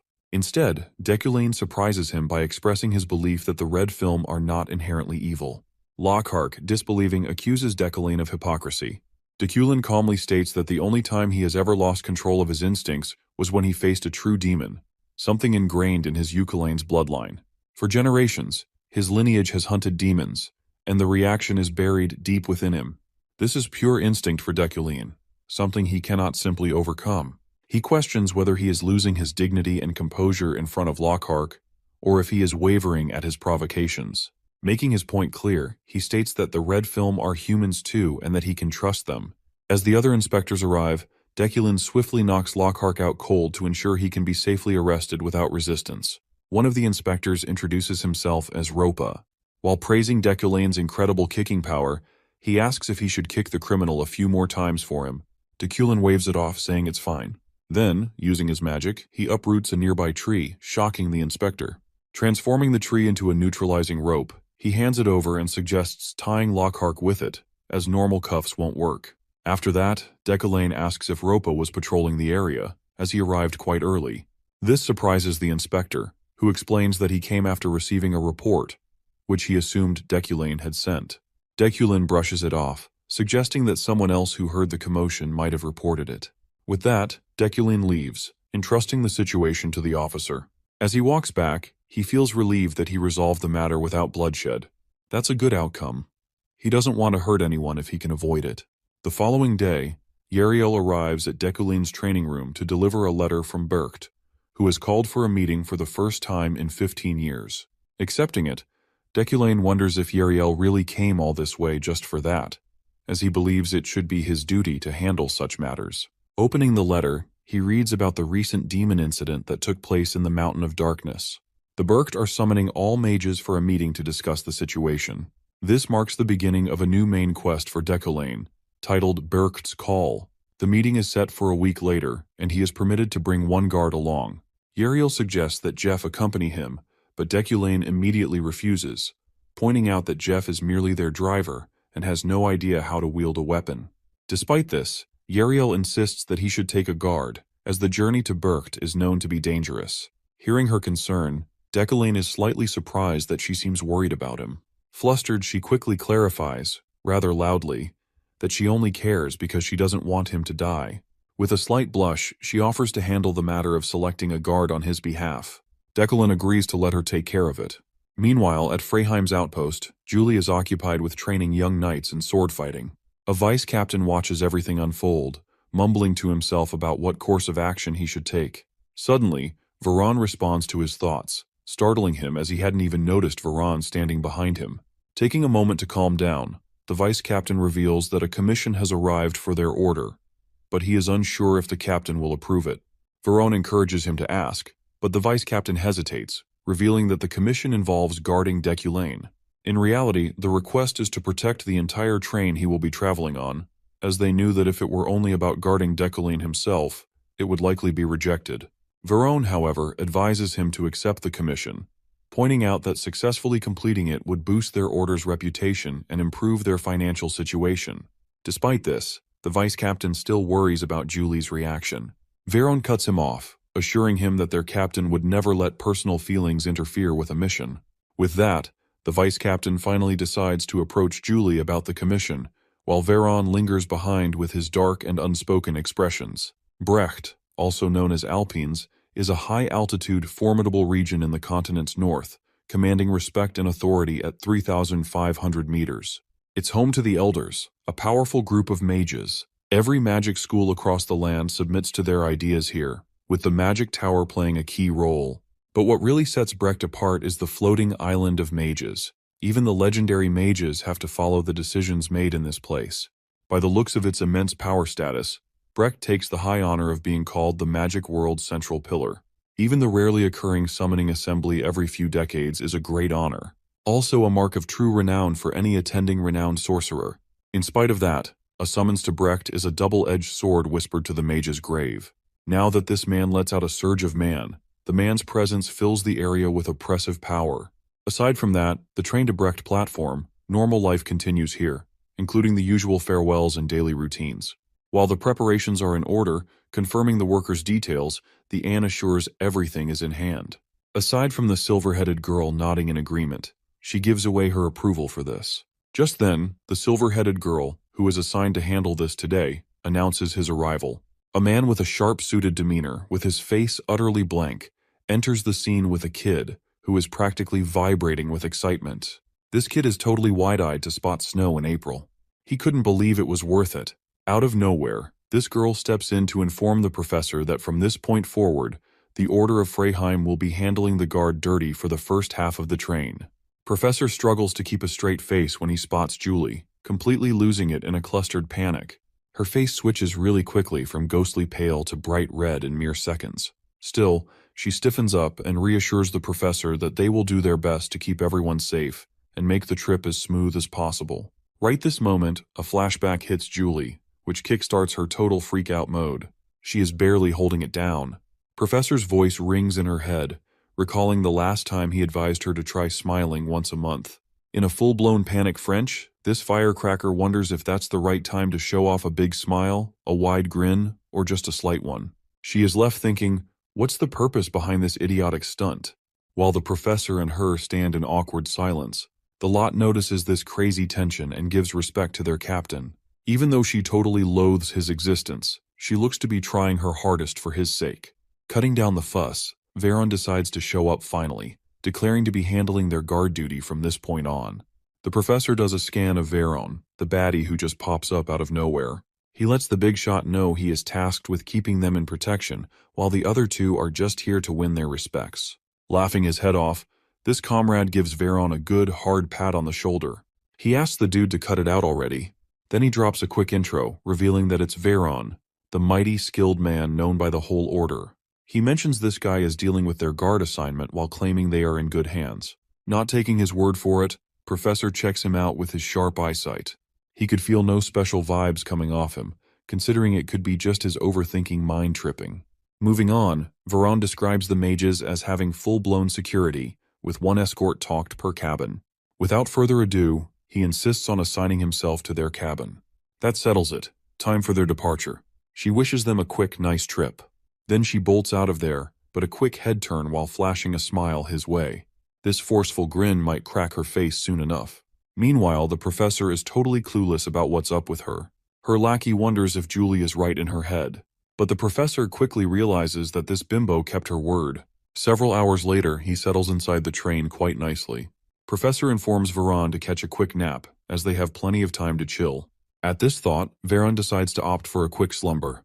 In the meantime, the professor's mind is left wondering over this summon from Brecht, aka the Mage's Grave. In his point of view, there's a big reason behind Brecht's superiority as the pillar of the magic world, while keeping up as the contrasting second face. He thinks it over if it has any relation to the unexpected events that rise to the occasion each time the summoning assembles comes by. Knowing the possibility of a train attack, he figures Decollane dies at the hands of a game of wits, and he isn't planning to choose the reckless way to go. For now, he is out to figure out which train guarantees their safety, while the red lingers with the fate of being blown up. For a quickie, this guy knows the cheat of buying intel to learn which train got the highest chances. Although this guy bets the original Decollane would have made it easier. But imagining the ominous freaks out there, Professor calls off all the dark connections after getting his hands on Decollane. That only led him to tighten his security. For this reason, he opted to learn the legendary technique of martial arts, Estrain using comprehension. Considering Alan's hype, it's weird to see him out cold. Days ago, Alan practically cried in happiness for having the chance to accompany him towards Brecht. However, the professor is about to have a quick change of heart when he sees Alan's dripping snot. Turns out the professor is one big germaphobe. Even then, he never thought Alan would pack an ambitious mindset to ride this trip. Soon reaching Brecht, he is quite shocked to see such a smooth ride in his wake. Even after blunt preparation, George's suit, jacket, and shoes level up his defensive capabilities and unleash his full potential of Midas Touch. Some time ago, thanks to Midas Touch's manipulative powers, helped him take Master of Clothes tailor to his needs. His wood steel shuriken got a major upgrade thanks to Midas Touch. He powered up numerous pieces of wood steel which were scattered throughout the train, and even tweaked into Alan's clothes just in case. Apparently, the professor used up protective robes and upgraded their integrity by using Midas Touch. Something still bothers him. Turns out, Professor's big use of Midas Touch kept his mana tank emptier than usual.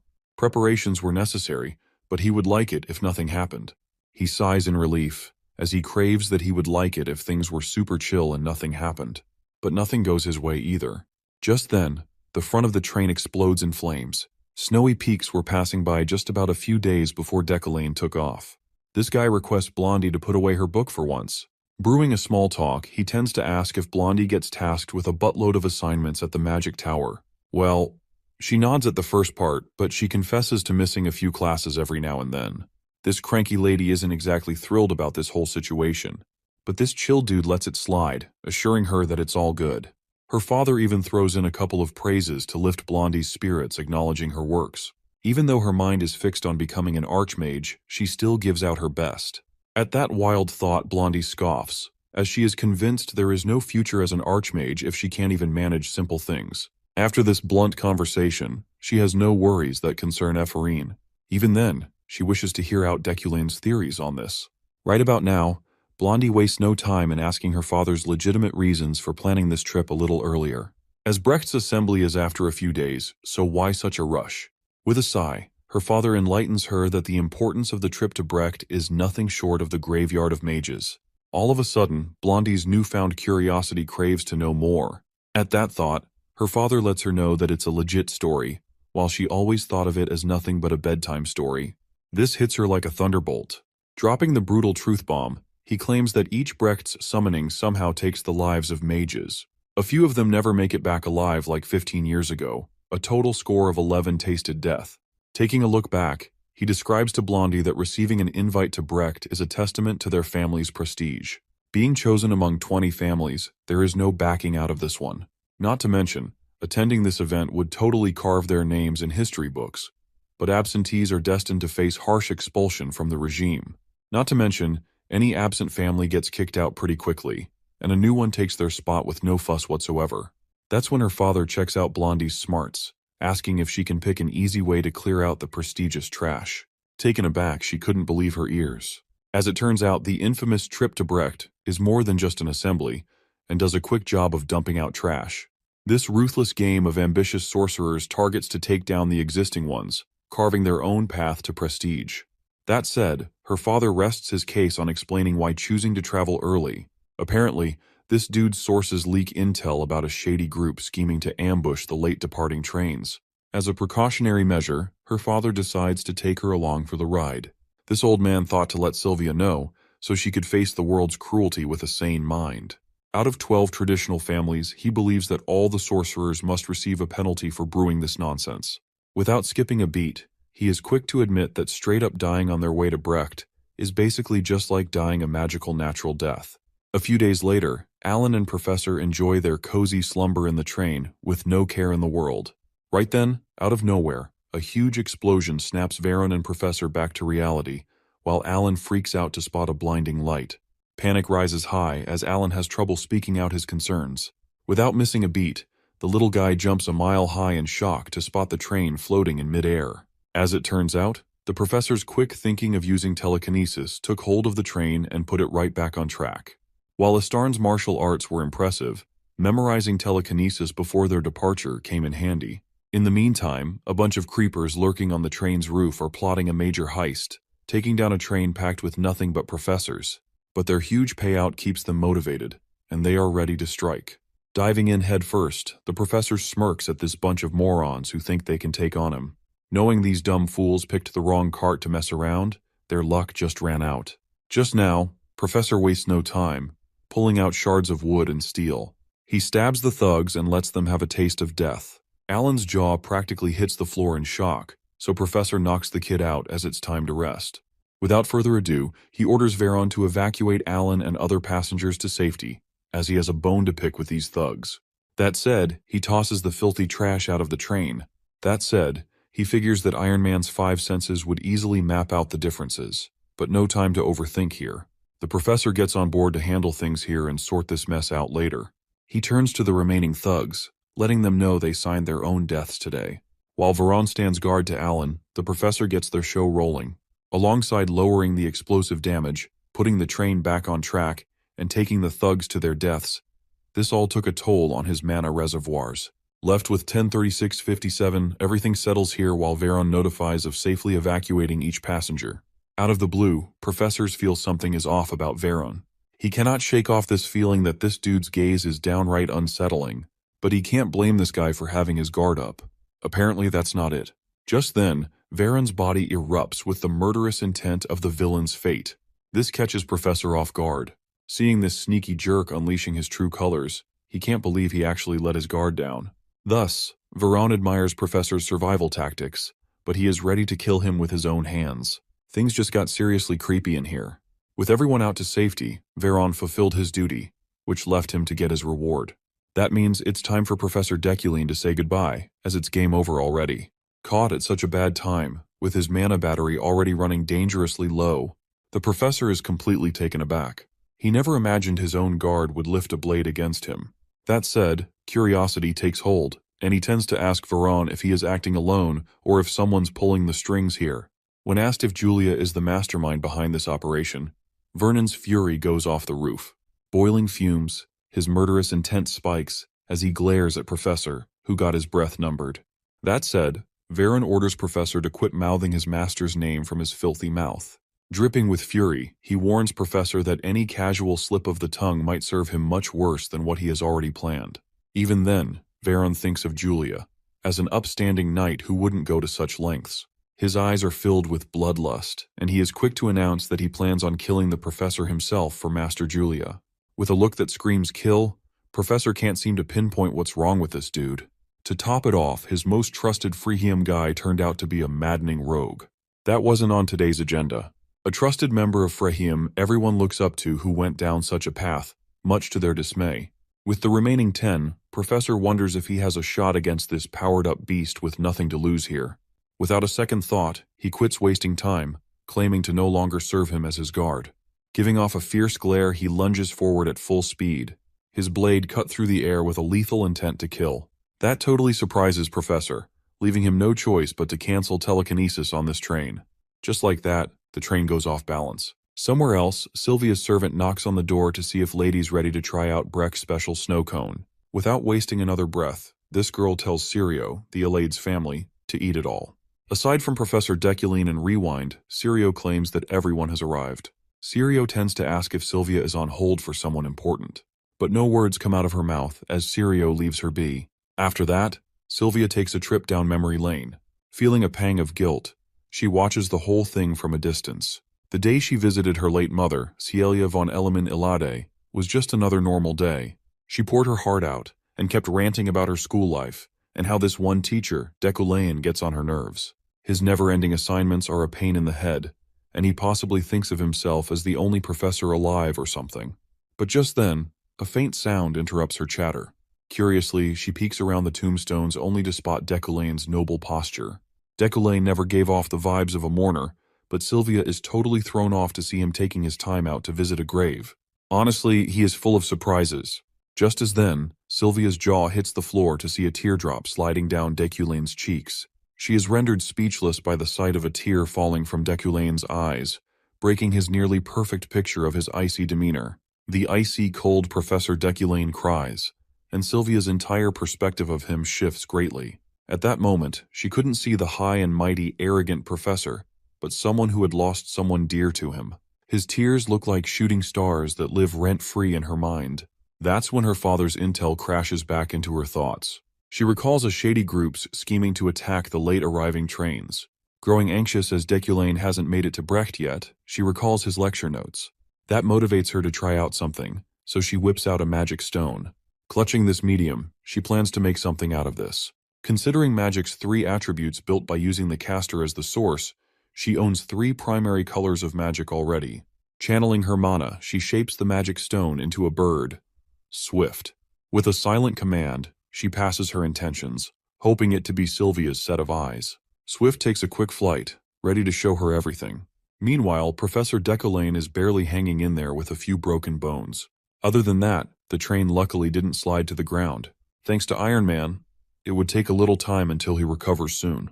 Hiding in there, out of sight, he thought he could buy himself some time, but Veron had other plans. That vicious freak out for Professor's blood wouldn't quit toying with him. Deculain can't believe this guy is still in one piece. He tries crushing his flesh when throwing a wood steel, but Veron dodges like a pro. His protective QI takes Professor by surprise, and Veron admires this dying dude's strong hold on life. Such a pitiful way to cling to life. These two engage in a fierce battle. In the meantime, the Professor has to admit Version had the upper hand all along. In his perfect condition, he knows defeating him wouldn't be an easy task. Right now, his mana battery is running super low and exhaustion weighs him down. This makes the odds roll totally against the Professor. Still, he isn't the type to go down without a fight. That said, the thought of Resolute pops into his mind. That's the ace up his sleeves now. This skill alone unleashes a full-fledged surge of mental power that lasts until the battle ends. However, if one resolves wavers, their body will remain standing and won't bend at all. With a disengaged mind, the magic would still work. Thus, Deculain won't ever bend in such a peril. Besides that, Veron is proving to be a raging monster out for blood, and goes full beast mode at Deculain. Charging at him with his sword, Deculain knows that Veron's one cut and he is as good as dead. He is left wondering if he will wake up again in his office or not.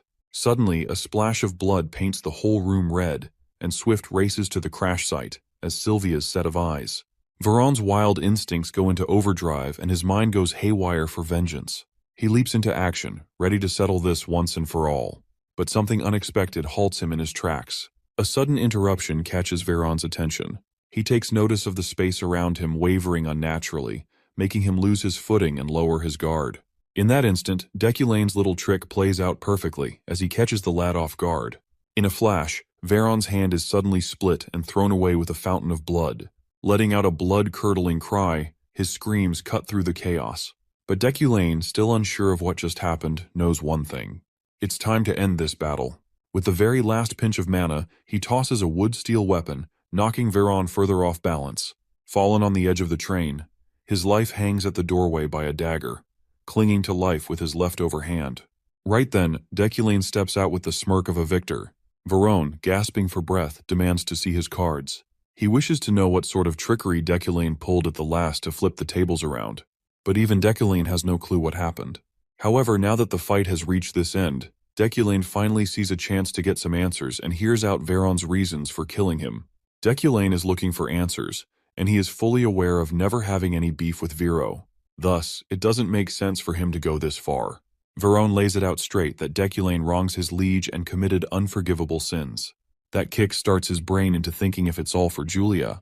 Raising an eyebrow, he questions why, even though Julia never asked for this. Pushing further, Deculane dares to ask who Julia is to him. With his strength failing, Verone has no answer to this. That question stings Verone, who believes that someone like Deculane wouldn't understand it at all. That sends Verone down memory lane. Julia once received high praise from the Frisia family for capturing this little pig. Turns out little Verone had gotten into a mess with some noble's brat, Jason, and was being framed as the troublemaker. But this brat's mommy wouldn't quit preaching about how kind her son is. Little Verone wouldn't budge and cursed that little jerk, refusing to back down. That ticks off the noblewoman, and she is all set to press charges for assault and trespassing. She is ready to toss Verone back into whatever gutter he crawled out of. Totally stunned, Julia found it hard to believe that Verone, with his scrappy background, had the guts to sneak into noble territory. She can't believe that a scrawny, lanky guy like him could climb up the walls. Without wasting a second, she takes the responsibility of reporting Verone to the police herself, which calms the noblewoman. On the way, Verone wouldn't shut up about how unfair this was. He is only defending himself, asking if that happens to be a crime worth turning him in for. With a momentary silence, Julia breaks the ice by agreeing that the Frisia family is notorious for their nasty demeanor. She lets him know that Verone's statement might hold some truth. Before Verone flips out again, Julia shuts him up right away. She lets this Dumbo know that he doesn't get free passes to hit people. With determined eyes, Julia makes a big offer for Verone to follow her. She intends to teach him how to control himself. But this nutjob only cares if food and drinks are included in this offer. And just like that, he met his liege, Julia, who took him in as her own. Soon, he joined the Night Order, but his crappy personality was never his strong suit for making friends. Thanks to his nasty attitude, people kept a distance, which left only Julia, the one person who actually gave a damn about him. As long as he was by her side, everything felt right. Julia stood firm, always helping others and never turning away from injustice. Over time, Verone's respect for her grew, turning into something more than just an apprenticeship. He soon fell for her, but he knew he could never act on it, leaving those emotions nothing but a burden for her. His feelings, no matter how strong, would only hold her back. Although Verone claims his emotion is nothing but a burden to Julia, which is why he is dead set on killing Deculane, he is pretty sure that Deculane would be the end of his liege. This man would become the sole reason for Julia's demise, and to him, it's all pretty clear. Every disaster in this twisted game is a ripple effect of Deculane's actions, and this guy knows that Verone's prediction isn't wrong at all. But Deculane, unfazed, tells Verone that he is wrong and that he will change the outcome of Deculane's fate. He will make sure this guy won't walk down the path of destruction. That said, he swears of never harming Julia and offers Verone a hand. Yet Verone's goals are unbothered by Deculane's newfound understanding. Eyes blazing with mana, he refuses to change his mind and still wishes to kill this professor. With a heavy sigh, Deculane knows that his stubborn choice will haunt Julia for eternity. Now there is only one thing left to do, so he kicks Verone off the train. In the meantime, Julia's subordinates catch her in deep thought, probably worrying for Verone. She brushes it off, knowing Verone is capable enough to take care of himself. Falling through the endless sky, Verone lets his tears fall freely. He can only hope his liege a happy life. Swift flies like a free bird, letting her maker see the full crash site. Having a full view, Sylvia finally gets the hang of this situation. She realizes that Deculane killed his own guard, and the guard went down the cliff and into oblivion. Keeping a full focus, she gets a full understanding of how this situation proceeds to such a grave ending. Learning the night Verone had motives of killing Professor Deculane first, but failed miserably, she learns that in his act of self-defense, Professor Deculane had no option but to eliminate him by kicking the knight off the train. Soon enough, Sirio calls Sylvia's attention back to Earth, alarming that the assembly is about to start. Giving off a concerned look, she leaves it be, but her mind wouldn't quit thinking about Deculane. She holds on to the hope that Deculane will appear in time, avoiding any further trouble. Moving on, the minions are excited to catch the sight of their vice chief, Lilia Fremian, of the Security Bureau. Thus, Lilia, out on patrol, verifies the site of the explosion and attack. Guards come clean that it's the right place, but with the Brecht assembly happening soon, that's just to be expected, like it's no biggie. Adjusting to the norm, Lilia questions if there are any casualties. Giving out a flat yes. These guys confirm the status of 2 people still missing if not injured. Taken aback, she hears them out, naming Knight Veron and Professor Deculian. That takes her by surprise. Moreover, they guide Lilia to their supervisor for further details on this matter. Right then, Lilia's eyes fall on the body of a little kid, probably passed out. She confirms this little dude is still out of it, thanks to the shock of this accidental crash. Chief Lilia continues her investigation, taking down everyone's reports. The lot informs Lilia of a knight rescuing them and evacuating them safely out of the crash site. Not to mention, they still recall the time of the train's mid-air ride. But by the time he woke up, it had already crashed off the cliff. Considering a second opinion, this victim claims that Assassin's second attack might have escalated things. The theory of mid-air didn't quite make sense. Good thing this guy took a picture out of shock, so they have evidence now. Lilia is wondering if he just magically picked up the train. Out of nowhere, this mystery voice echoes in her mind, claiming that Knight Veron is dead. Not just that, it also admits that Veron pulled this whole thing off and did his best to eliminate Deculian, but failed miserably. Keeping it short, Head Professor Deculian survived. Chief Lilia is totally caught off guard by this creepy telepathic message lending support for her investigation of the crime scene. This telepathic report might come in handy, but that surely freaked out Lilia. Having a look around, she doesn't see anyone who looks remotely suspicious to have pulled this off. This stunt leaves her with more questions than answers now. All of a sudden, some dude informs Lilia of someone walking right from the crash site. She notices a super chill dude with a noble posture coming into sight, and she quickly figures that it's none other than Professor Deculian himself. Totally worn out and bruised, Deculian, in deep thought, hasn't noticed the crowd and Lilia yet.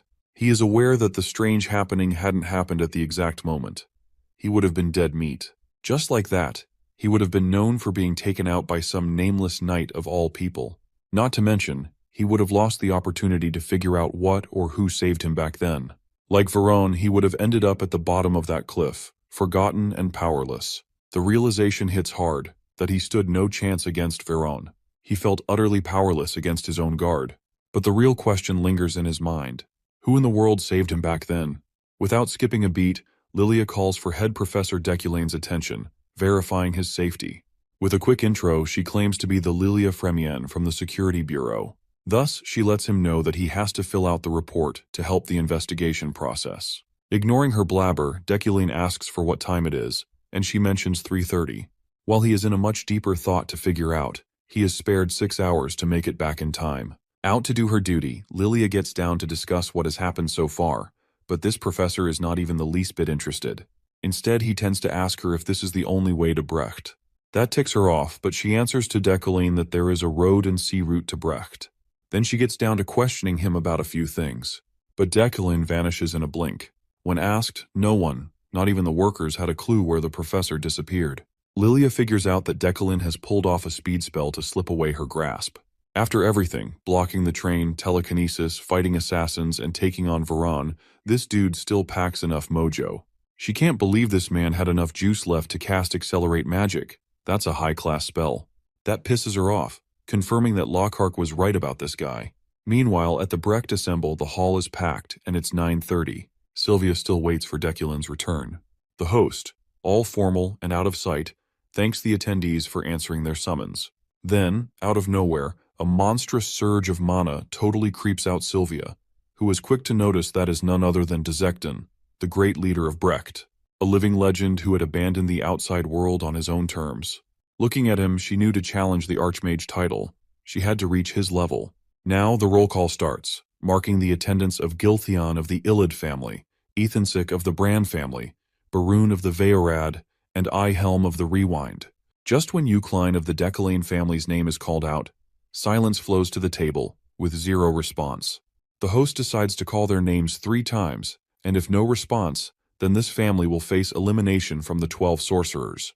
This escalates the gossip like wildfire, how the head of the Deculian family's downfall started with Eucline's coming. Their first summoning was marked to be 200 years ago, and it would be a big tragedy for their demise. Sylvia hears it all, how they trash talk about the current head of the Deculian family, being a serious letdown compared to his ancestors. Laughter echoes through the hall for the talentless prick, as the host calls Deculian's name 3 times.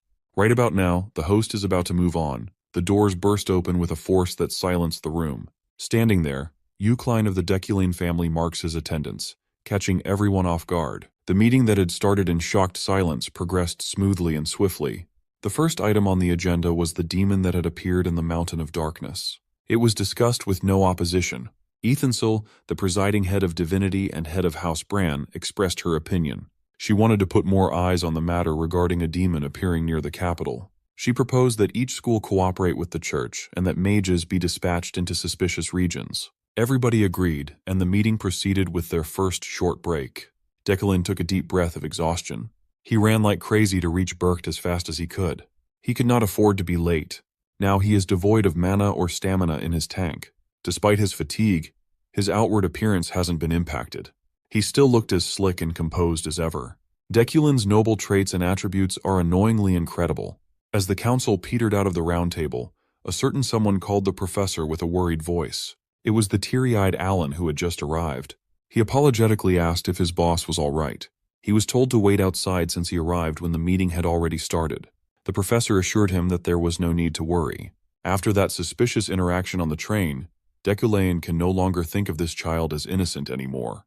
He's certain that something is off about Alan's identity. He can't quite pinpoint what it is yet, but it reminded him of a famous movie in his previous world. So, he instructed Alan to always stand next to him from now on.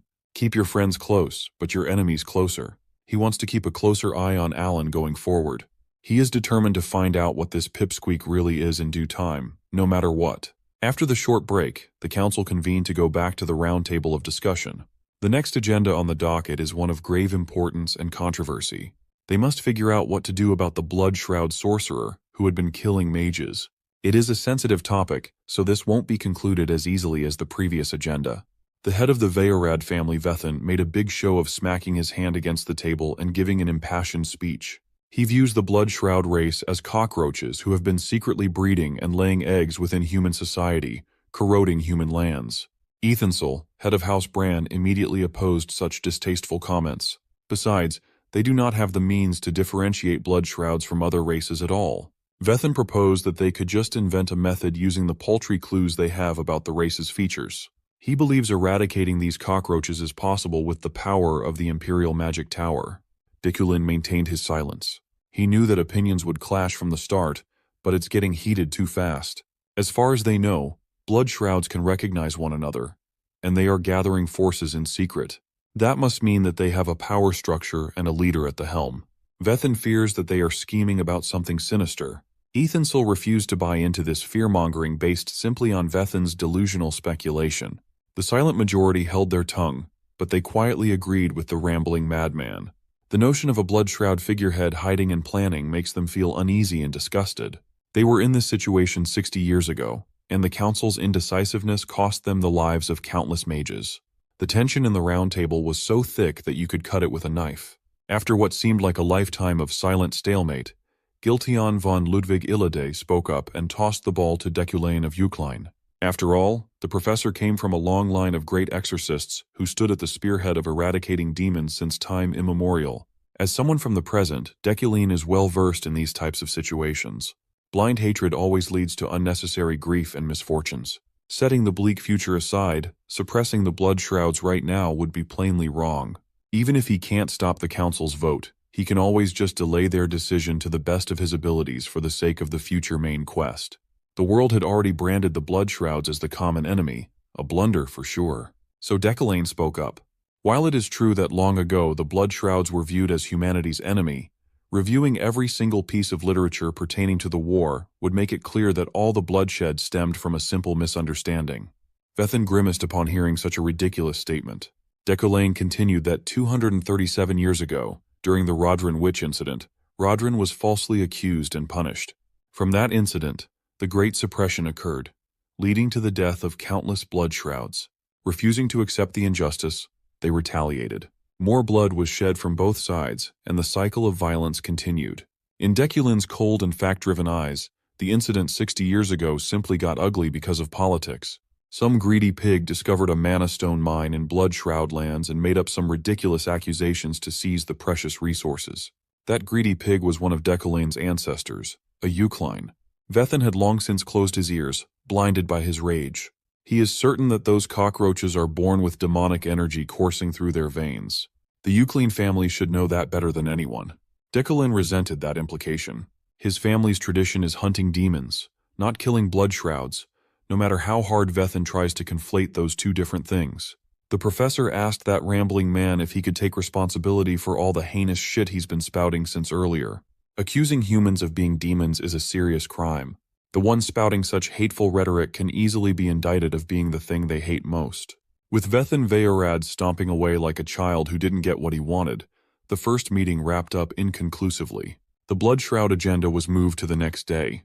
As the council went on their own way to retire to their rooms, we saw Giltheon doting on his daughter. He doesn't want to be separated from Sylvia, but an archaic rule demands that Berkt members be isolated throughout the summit. While the father was teary-eyed, the daughter was unamused. She prefers getting away from his dad as much as possible. Before going their own ways, Giltheon warned his daughter that the Berkt mages have abnormally high mana densities. With such a high concentration centered in one place, all sorts of magical phenomena can occur at night. It's imperative that Sylvia reads the hotel regulations. Upon reaching her hotel room, Sylvia changed into something more comfortable and looked at the extensive list of odd regulations. She reckoned that this ridiculous list is just a way to instill fear in young children. Deep into the night, she dozed off without any problems until something whisked her away from her dreams. She got up, feeling a dryness in her throat, and drank some water. Suddenly, her sleepiness vanished upon feeling an intense feeling of being surrounded by mana. The walls of her room seemingly peeled away, exposing a different plane. When she looked around, her bed and everything that was supposed to be there were gone. The space suddenly morphed into an unfamiliar hallway. Hurriedly, she pulled out the list of rules, frantically scanning if she accidentally made a wrong move. From her peripheral vision, she caught a glimpse of a bright light, peeling her eyes away from the piece of paper. The rules dictate that once the guest lies down in bed, they must refrain from waking until morning, or they may find themselves in a different place. Sylvia's simple act of getting up to drink some water plunged her into this bizarre situation. In the second hall where she stayed a couple of days ago, this kind of magical phenomenon didn't happen. Now that she's situated near the Assembly of Elders, an area with a denser concentration of mana, she was subjected to some sort of spatial travel. Sylvia had been too complacent. She thought she would be fine as long as she didn't leave the room, but that's clearly not enough. She tried to force herself to calm down and think of a clear solution, but the sinister presence lurking in the dark hallway made that impossible. Her instincts told her to get the hell out of this place, but she didn't know where to go, or even where she was. The Rosary Hotel is a one-story building, yet she sees some random glowing staircase leading to God knows where. The rules listed that one must not go up or down any stairs that may appear. It also said that upon encountering an open door while walking down the hallway, one must never dare to look, let alone enter inside. Sylvia closed her eyes and continued running. She believes that there must be an entrance that can take her back to normalcy. After running on a loop for what felt like forever, she desperately tried knocking on one of the closed doors to ask for help. However, hotel rules state that one must not respond to any knocks or noise coming from outside. She tried seeking help relentlessly, jumping from one door to another, growing more desperate and hopeless as the malevolent presence closed in. Filled with despair, tears fell from her golden eyes, and finally, someone responded to her desolate calls to be saved. The door slowly opened, filling the dark hallway with blinding bright light, and a familiar voice asked Sylvia if she was lost. On the other side of the door was none other than Professor Decoulain. One look at his expressionless face gave Sylvia immense comfort and a sense of security. Decoulain invited her in, and she gave her most genuine thanks as the dark presence warily retreated. The fire pit crackled, filling the room with warmth. Sylvia explained how she got up from bed for a brief moment and ended up in the hallway, being chased by an unknown entity. The professor expected as much. Berkt is the center of incredible magic phenomena. Furthermore, many spirits who have lost their consciousness to magic tend to stick around. Sylvia looked at the man's reliable frame, his never-changing appearance, unwavering gaze, and the air of steadfast nobility. She couldn't help but feel like Decoulain was the only one who could have saved her. Her reverie was broken by a bizarre gurgling sound coming from the door. A slimy substance is slowly seeping through the tiny gaps in Decoulain's entryway. A few moments later, the ghostly slime took the shape of a vengeful spirit made of pure darkness, hungry for life.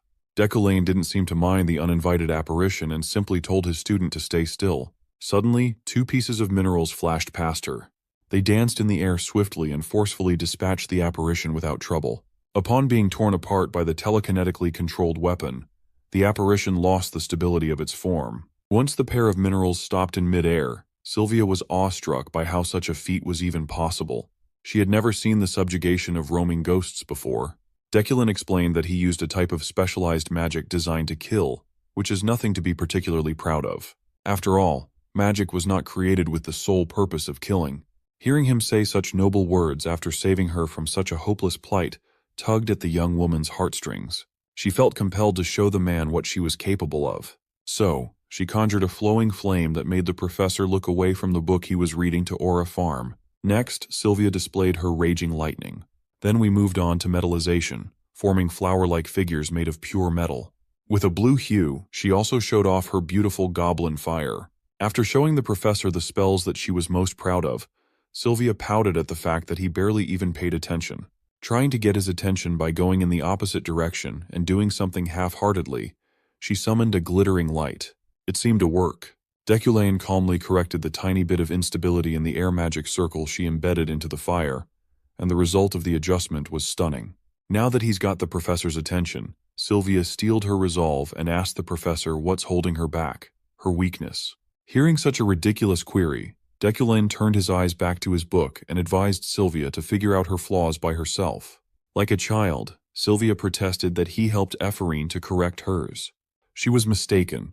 Ephorine found out what she was lacking by herself. Seeing the golden child of the current generation so frustrated at her already monstrous capabilities, the professor asked her to cease her impatience. Time is on her side after all. As long as she continues her dedication to the craft, improvement will naturally come. Like everyone else, she must slowly work towards the pinnacle, one step at a time, and avoid shortcuts. Sylvia is one of the only 3 people who possesses the talent to reach the top of the magic world, after all. For some reason, such a compliment from Deculin reminded her of the countless empty platitudes she had heard about her astounding talents fated for the next Archmage. Since she was a child, she had heard it all, but even back then, she could see through the insincere and stale flattery. However, when the praise comes from Deculin, it feels reassuring and real, more genuine than anything she had ever heard. Since it was late and it was dangerous to walk in the hallways, Sylvia spent the night sleeping on the professor's bed. Don't call the FBI yet. Our boy spent the night at his desk, reading books. In the dead of the night, his study was interrupted by a whiff of opportunity. A golden light is calling him to come outside. An energy that he's never felt before is telling him to go out. So, the professor decided to go on a little late-night excursion. His wealthy magnate ability is tingling, and he's not one to turn down free treasure if he can help it. The mountain path is largely inaccessible, so he might just chance upon an incredibly rare item hiding in the woods. One of the reasons for the path's inaccessibility is the sinister spirits roaming around. One such spirit, an apparition with twisted limbs sprouting all over its body, tried to sneak up on Deculin to feed on fear. However, the professor did not even bat an eye on such cheap scares. The apparition tried, and he simply treated the thing like it didn't exist. Deculin finally stopped leisurely walking and turned to the spirit. Instead of running from fear or exorcising the apparition, he simply asked the thing if it happened to see an item possessing a lot of magic nearby. After being treated like it's just some sort of random guy, the spirit took off running and crying while cursing Deculin in an indecipherable tongue. The professor was annoyed that he didn't even get an answer from a local spirit, albeit an evil one. Nevertheless, his diligent search eventually led him to the thing he'd been looking for. Upon closer inspection, he identified it as a purified mana tree fragment. This naturally mana-rich wood has been purified by lightning, making it an excellent crafting material. After coming into this world, he completely committed himself to training and research without resting. However, he eventually reached a slump because of Deculin's middling talent. If he can make a wand out of this extraordinary fragment, he can supplement his talent and grow his power faster. For a random midnight stroll in the woods, the rewards are far greater than he could have imagined. The next day came, and the reopened meeting progressed with a strange atmosphere, to say the least. Just like yesterday, Vethan Veyorad came in swinging with his ridiculous questions about the alleged demon blood flowing in the veins of blood shrouds. This time, Deculin opposed him with equal intensity. He argued that if salt is added to water, you can't call water salt instead. The heated discussion between the 2 pillars of Bercht made many of the attending sorcerers flustered. Some of them are starting to think that the professor is siding with the enemy instead of humanity. They thought he would be the one championing the eradication of blood shrouds, but he's doing the opposite. Even Gilthian was stumped as to what picture the man was trying to paint. Sylvia, still sitting beside her father, can see the wheels turning inside everyone's mind. She could tell that everyone's opinion of Decollane was starting to sour. They think he has an ulterior motive, but they would be wrong. In her perspective, the professor is just stating the obvious. Seeing that a conclusion is impossible to reach at this rate, the arbiters decided that the matter regarding the blood shrouds would be postponed for the next meeting. They can't let the other agendas in the docket be sidelined by a single issue. Unlike the blood shroud issue, the other discussions progressed quickly, and the meeting came to a close after several days. By the time the Bercht summit had concluded, Decollane had surely incurred bad blood against Veth and Veorad. While he did not wish for this outcome, he needed to buy time for the sake of the main quest in the coming future, and becoming estranged from some people was the price to pay for that. Decollane stayed at Bercht a few more days after the summit. Today he's visiting the shopping district. Inside one of the magic shops he was familiar with, he was wondering how to properly use the purified mana tree fragment as the base of his new wand, and what materials would go with it perfectly. While he was browsing through the wares, Alan frantically called to his attention. His assistant pointed at someone, claiming that the person was the hero who made it possible for him to arrive at Bercht in one piece. Decollane recognized her as Lilia Primian, the vice chief of the security bureau. So they decided to take a break from shopping and treated Lilia to a meal as a form of courtesy to repay her for escorting Alan to safety. She appreciated the gesture and informed the professor that the investigation regarding the incident had properly concluded. Taking this as an opportunity to gain intel, he asked what happened to the escort guard, Veron. She plainly stated that the guy died due to the ambush. The waiter served the modest meal, and the three started digging in. Lilia would not dare show it on her face, but she has her doubts about Decollane, and it all stems from what Lockhart said to her. Under direct Imperial order, the Imperium Security Bureau sent the mage killer to the most notorious prison, Lacordac, for his crimes against magic and humanity. Lockhart's arresting officer for his case was none other than Lilia herself. In the interrogation phase, the chatty mage killer had become tight-lipped. Seeing as she was not getting any relevant info from the criminal, the vice chief changed her tone and demanded that the criminal use his power. Her entire demeanor changed upon demanding as such. Upon understanding what she was trying to do, Lockhart smiled. He silently activated his power, sending thrums of nullifying magic throughout the room. When the waves hit the surveillance camera on the ceiling, it malfunctioned and eventually lost power. After making sure that the Bureau couldn't hear or see them anymore, Vice Chief Lilia Primian finally dropped the act. Her composure crumbled as she smacked her fist on the interrogation table. With rage, she cursed Lockhart for being caught like a fucking idiot. She had already told the kid not to be rash, yet he continued sullying the name of their kind, setting back the Blood Shroud plan because he just couldn't stop killing mages. In all honesty, Lilia just wants to kill this imbecile to get it over with. If it's revealed that he's a Blood Shroud, the public opinion will worsen beyond repair, putting pressure on her. Lockhart does not respect what she's doing for the cause. He thinks she's just leeching off the empire that hates their kind. Blood Shrouds are seen as different immediately upon birth, but they are not so easy to expose. Lockhart thinks humanity is simply terrified of the demonic abilities they are born with. Even so, their kind are not the only ones who are born with said abilities. Another mistake that the criminal makes is provoking Decollane when they are supposed to silently keep an eye on the Eucleans. Currently, they are supposed to be observers. If the man causes any trouble, they will escalate to assassination, not the other way around.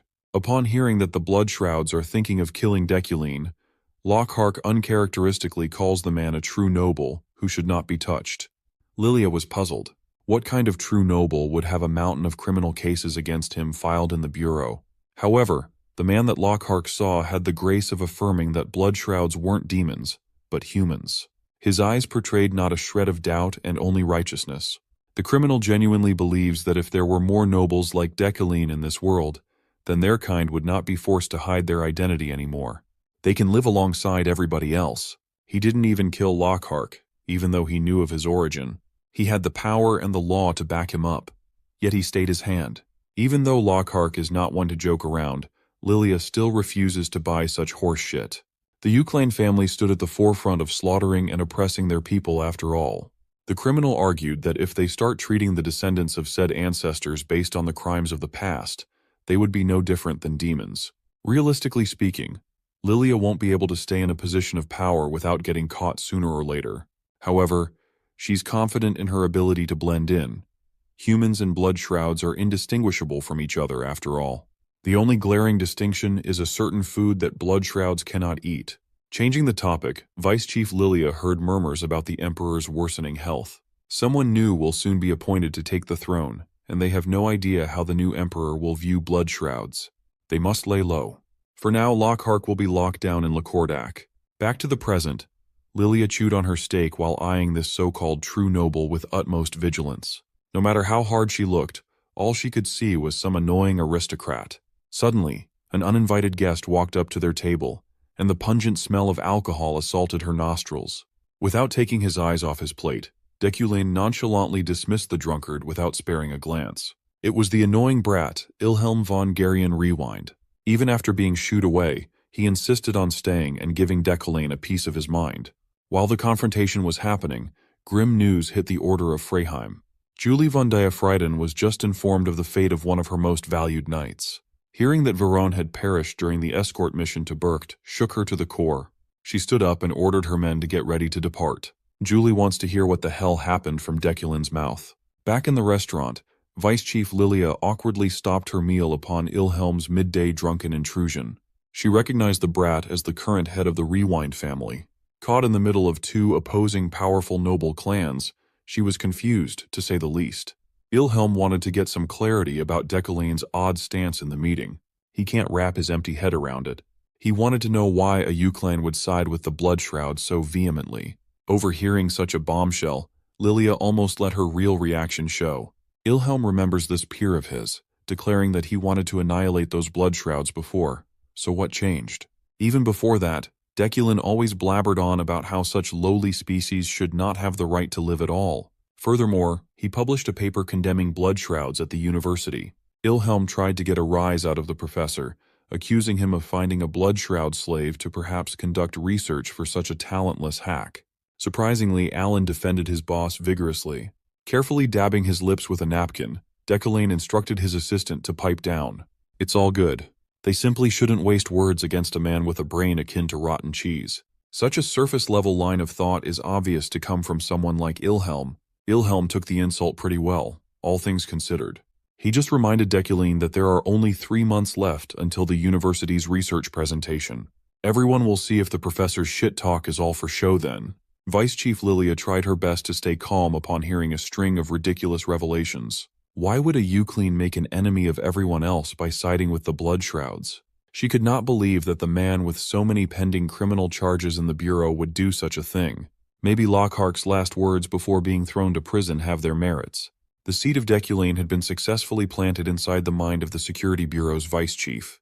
The day after that memorable lunch, Deculain finally pulled the trigger and commissioned one of the best-named craftsmen to make a wand for him before leaving Bercht. Interacting with the man gave him a subquest to complete, Rockaloc's wand. To activate the quest, he needed sufficient fame, a kind heart, top-quality materials, and 2 or more visits. Upon completion, he'll receive 1 point of store currency and a wand crafted by Rockalock. Thanks to fulfilling every condition, he was able to clear the quest without a problem. After getting his new wand, Deculain and Alan boarded the train homebound.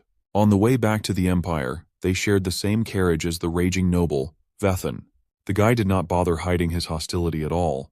Thankfully, no conflicts actually erupted throughout the long ride. It was just really uncomfortable. In his mind, the professor just wanted to get back to the magic tower. Finally, they got off the tension-filled carriage.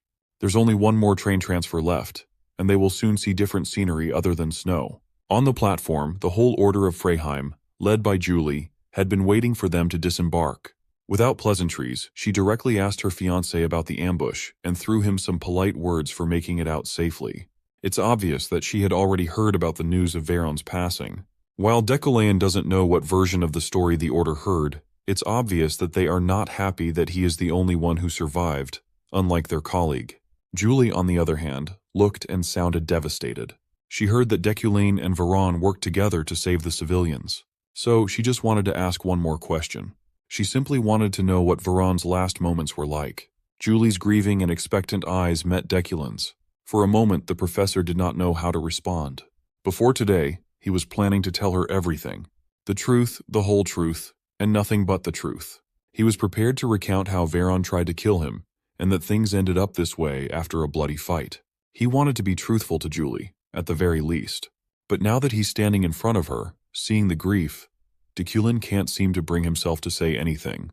He debated whether to tell her the truth or to let her live without knowledge of the all-too-cruel truth. Julie's conviction will never waver, but her heart is not as ironclad as she presents to the world. That's the nature of the Julie he knew. If she hears the truth, she will certainly blame herself for everything. She'll claim her subordinates' wrongdoings as her own, and severely torment herself with guilt. With a heavy heart, Deculin would play the villain and withhold what truly happened on that train. He will undoubtedly receive the ire of others, but he's gotten used to that. They stood in silence for a while, long enough for the train attendant to call on the passengers heading to the Empire. It's time for Deculin and Alan to board the 4th train. So he gave his fiancée a brief answer that in Veron's last moments he was emotional. Technically, he just withheld a few more details, yet Julie still looked devastated. She politely thanked him for taking the time for this brief talk before they headed over north to escort their comrade's remains. Seeing her walk away, Deculin lamented. He felt laughable and pathetic for not being able to get a grip on the feelings that the previous Deculin had for Julie. After making sure that the Order of Freyheim was out of earshot, Alan expressed how rude those men were. They were also victims of the ambush, yet they did not even bother hiding their resentment and distaste. The professor didn't mind. Those knights are simply foolish. Unbeknownst to them, Sylvia had seen the whole conversation from a distance. She ran over to the professor and asked him why he held back. Deculin asked what she was talking about, but she refused to elaborate. Instead, she rummaged through her bag and handed him a gift, some sort of old book. After handing the gift to the professor, she ran away without saying another word. Deculin was stumped, and so was Alan. This trip has gone far too long. It had been exhausting until the very end. He just wanted to get home and rest. Finally, the professor and his assistant boarded the last train and made their way back to the Magic Tower. Upon arriving at the outskirts of Bercht, Julie demanded the rundown of what happened to Veron. The local authorities recounted how, during the first ambush, Professor Deculin took care of the situation and rescued civilians with Veron. With the second ambush, the train fell upside down, and that's when Veron fell. However, the VIP car miraculously hung by the cliff. To summarize, the two heroes tried their best to salvage an unsalvageable situation, and it cost Veron his life. Julie listened intently and thanked the local officer after the rundown. Her men asked if they could take home some keepsakes, but nothing survived. Furthermore, it is an unwritten law that crimes unfolding on the way to Bercht around this season shall be left alone. Julie had lost her reliable right arm, and he left this world in vain. The grief and sadness she's feeling was suffocating. Before heading back to the Magic Tower, Deculin swung by the family house to be greeted by his sister's reprimand. She just found out that he wrote another family check in Bercht, and she is livid. Yariel had already told him multiple times before that the family was in dire financial straits, yet he was spending like he had an infinite money glitch. At this rate, they won't last for more than 2 months. Admittedly, the fee to create the wand was greater than he was expecting, but he had to get it no matter the cost. Commissioning a named craftsman is no joke. Still, he was surprised to hear that their finances could only hold out for another 2 months. This is a wake-up call to take some sort of action. So, he asked his sister to calm down for a moment while he secured more funds. Deculin led Yariel to the warehouse where his recently acquired treasures were stored. This incensed Miss Euclid. She thought he was just flaunting his wealth. Honestly, he's more offended that she's been speaking like a brute instead of a lady this whole time. Yariel almost committed homicide right then and there. This guy is pushing the family to the brink of bankruptcy, and he has the balls to criticize her way of speaking. Meanwhile, Deculin is pondering the real reason why his wealthy magnate ability shone at the sight of these wares. At that time, he just thought they were art investments that could be used to store monetary value. However, he just recently came to a realization while he was getting ready to leave Bercht. He just found a way to exponentially expand his wealth, and that is by using his other broken ability, Midas Touch. His first target was the vase situated at the front of the pile. Yariel wasn't impressed by his actions. In her eyes, this dumbass brother of hers is just standing and holding his hand out like a moron. While she was complaining and talking trash, Deculin had finished modifying the first product.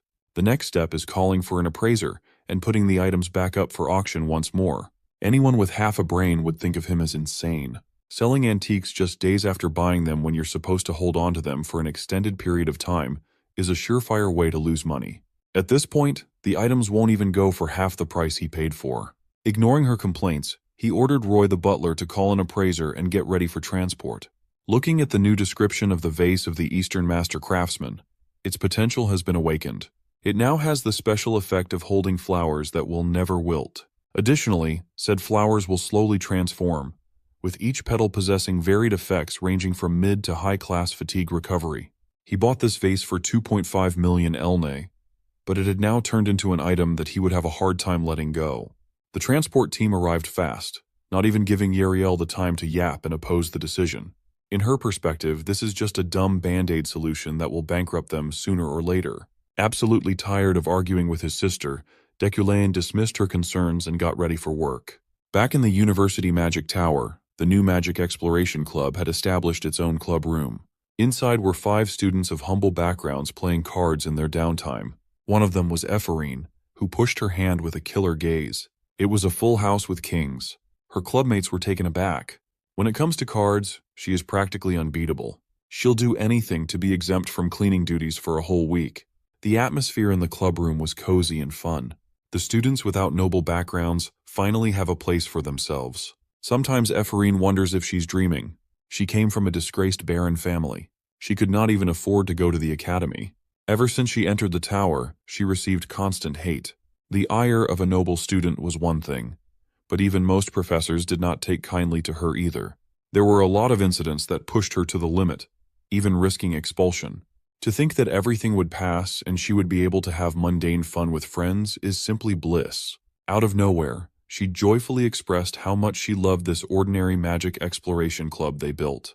Her friend warned her not to be too boisterous, as they never know what can happen if someone targets them again. Speaking of the devil, a professor barged into the club room and saw a bunch of peasants having fun, and was incensed beyond belief.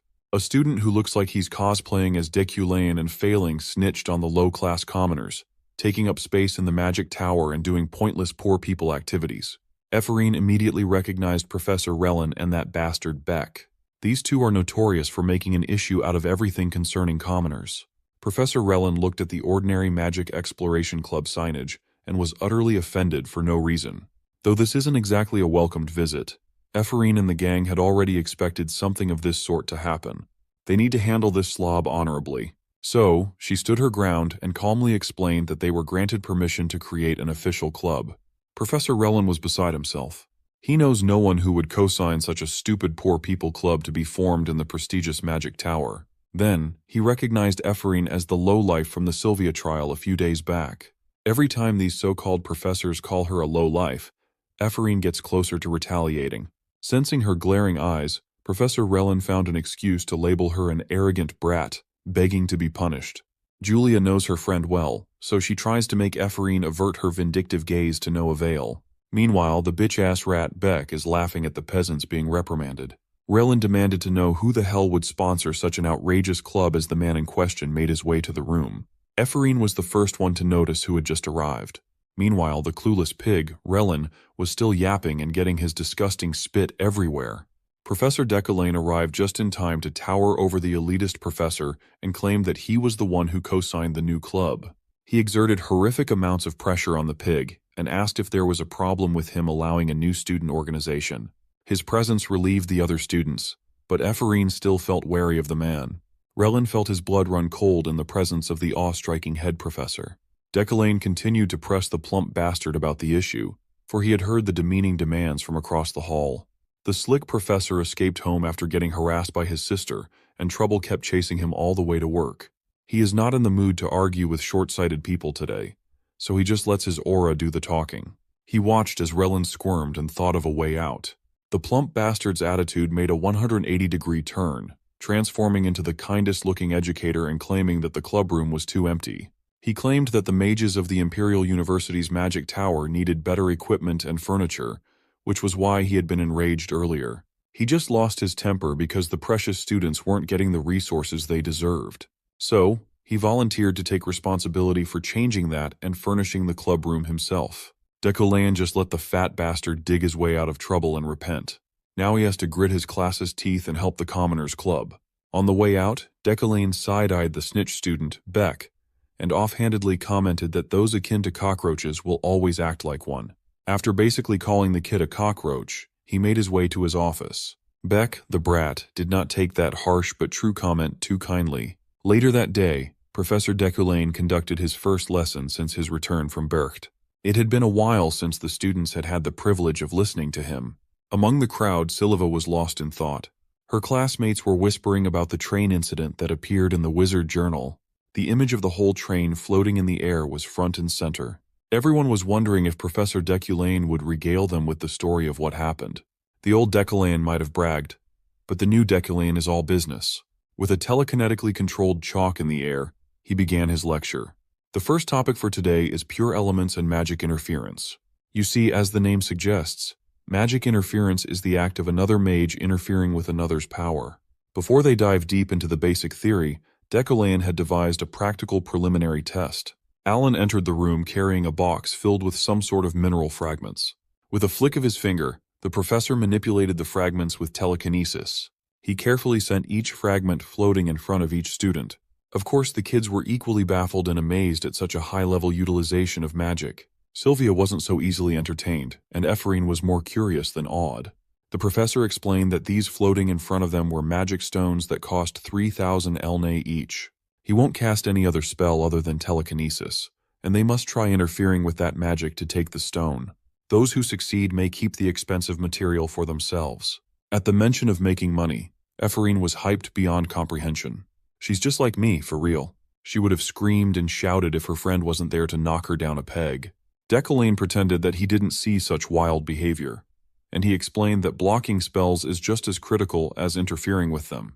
And so, the practical preliminary started, and every student tried their own method of extracting the magic stone from the telekinetic grasp.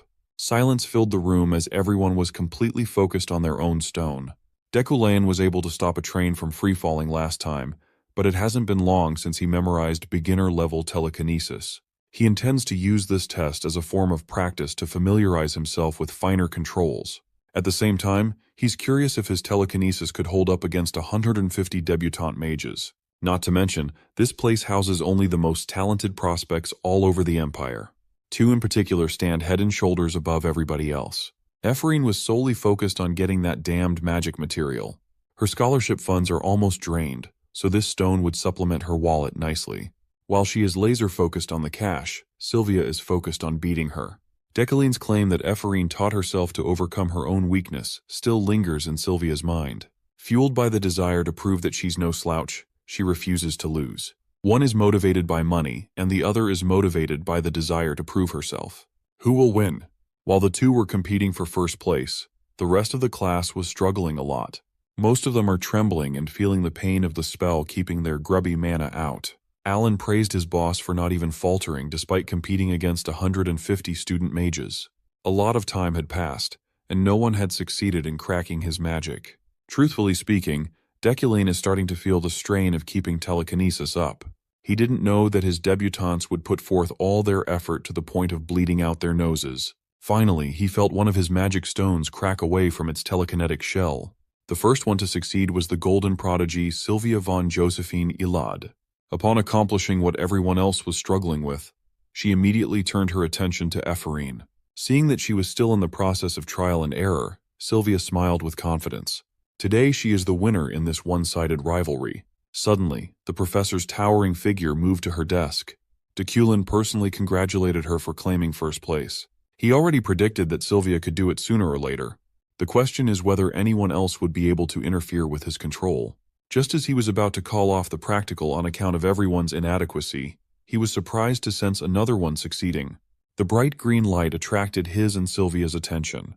Through literal blood, sweat, and tears, Ephraim had succeeded in securing her free 3,000 elnay. Sylvia felt pressured.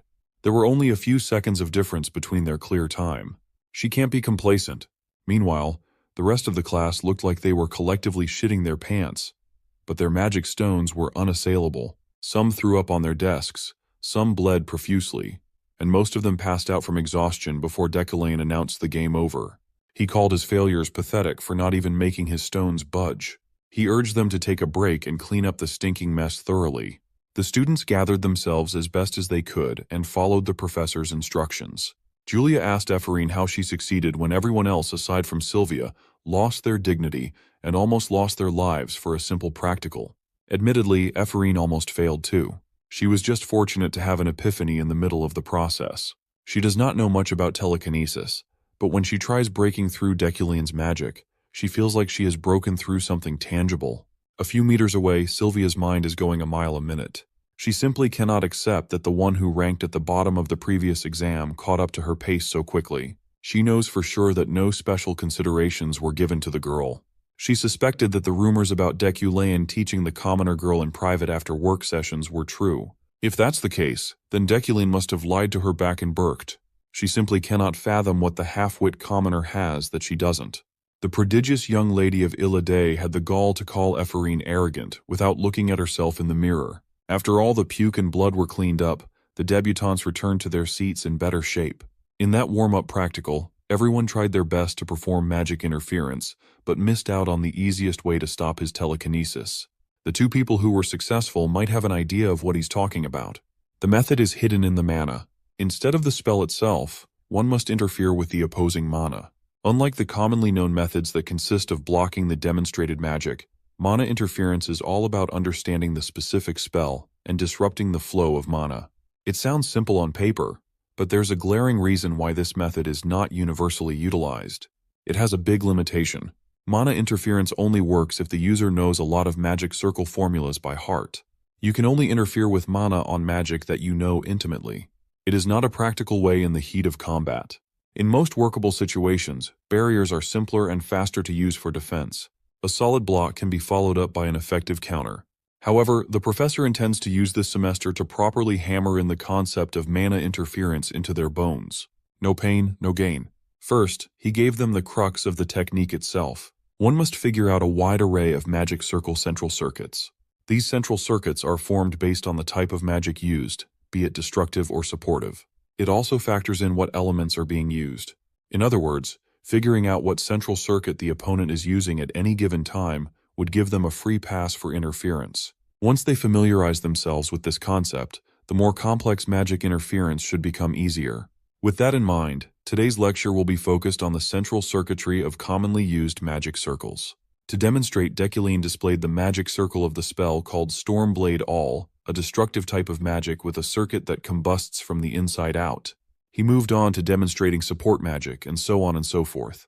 Meanwhile, his students were locked in, latching onto his every word and voraciously taking down notes. After 2 hours of non-stop show and tell, Deculine turned to look at the clock and saw that it was time for dismissal.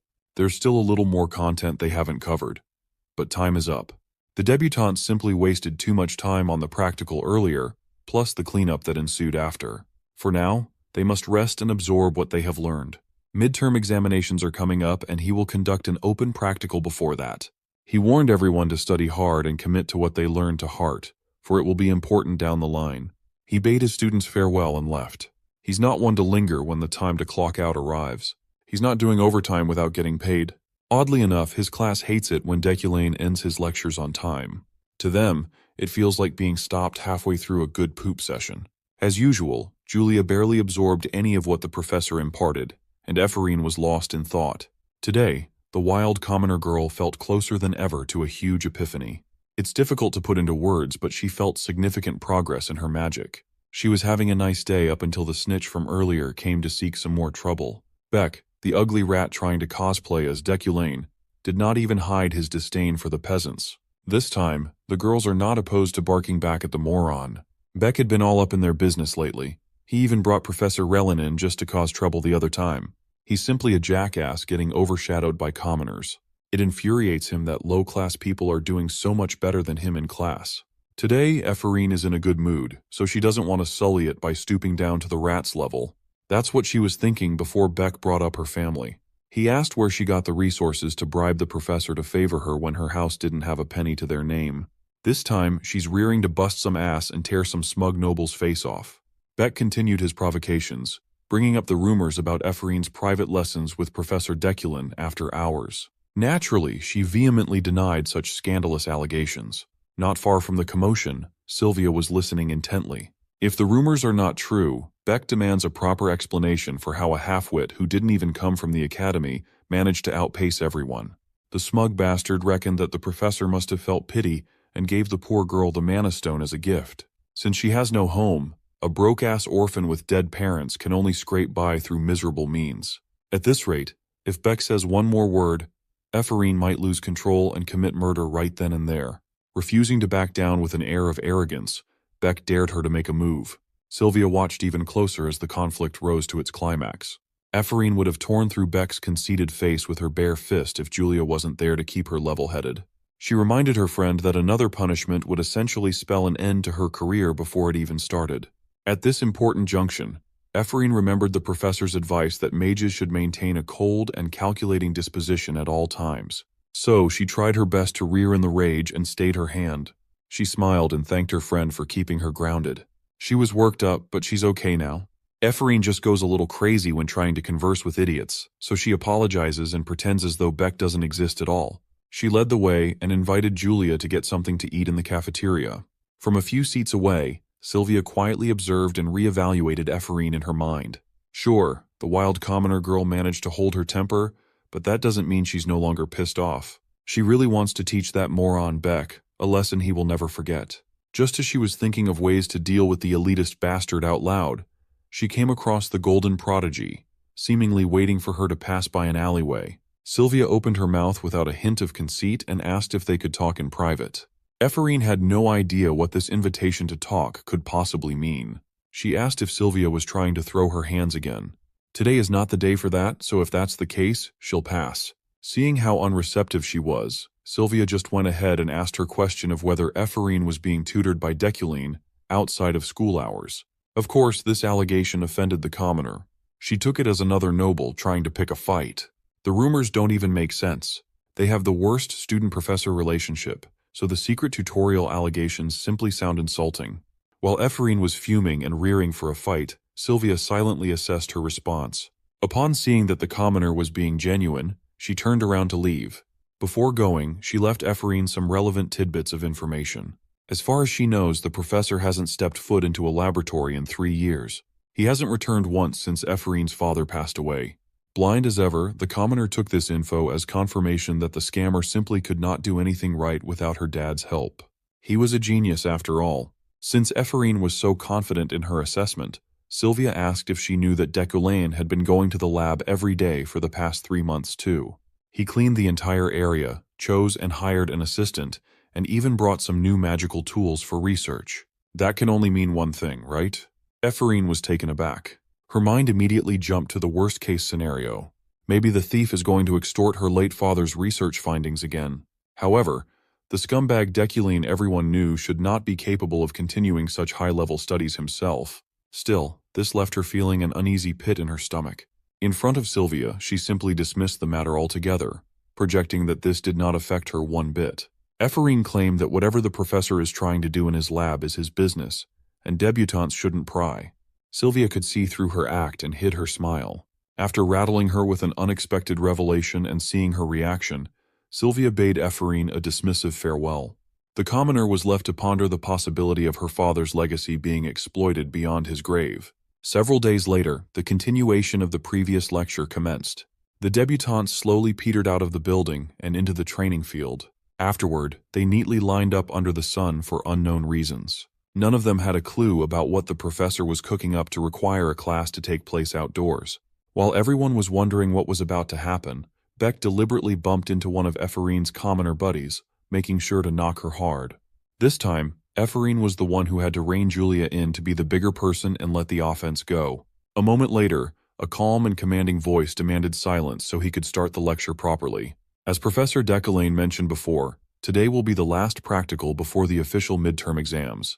With a snap of his fingers, he properly introduced today's lecture style. The tapestry hiding the stands fell from their clippings to reveal a sold-out crowd of spectators. As a surprise, the debutantes will undergo a public practical in front of countless people. Ephraim and the commoners had never seen such a large crowd gathering before.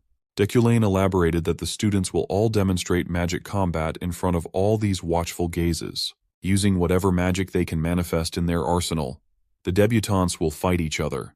They will be required to properly showcase at least 3 forms of pure elemental magic. The wins and losses don't really matter. They will be scored on the quality of the fight and how well they conduct themselves within the rules. Deculain will personally observe and write down each debutante's strengths and weaknesses. He can only hope that most of these kids can use those notes as a foundation to improve their craft. In addition, Professor Relin will carefully officiate to prevent any serious injuries.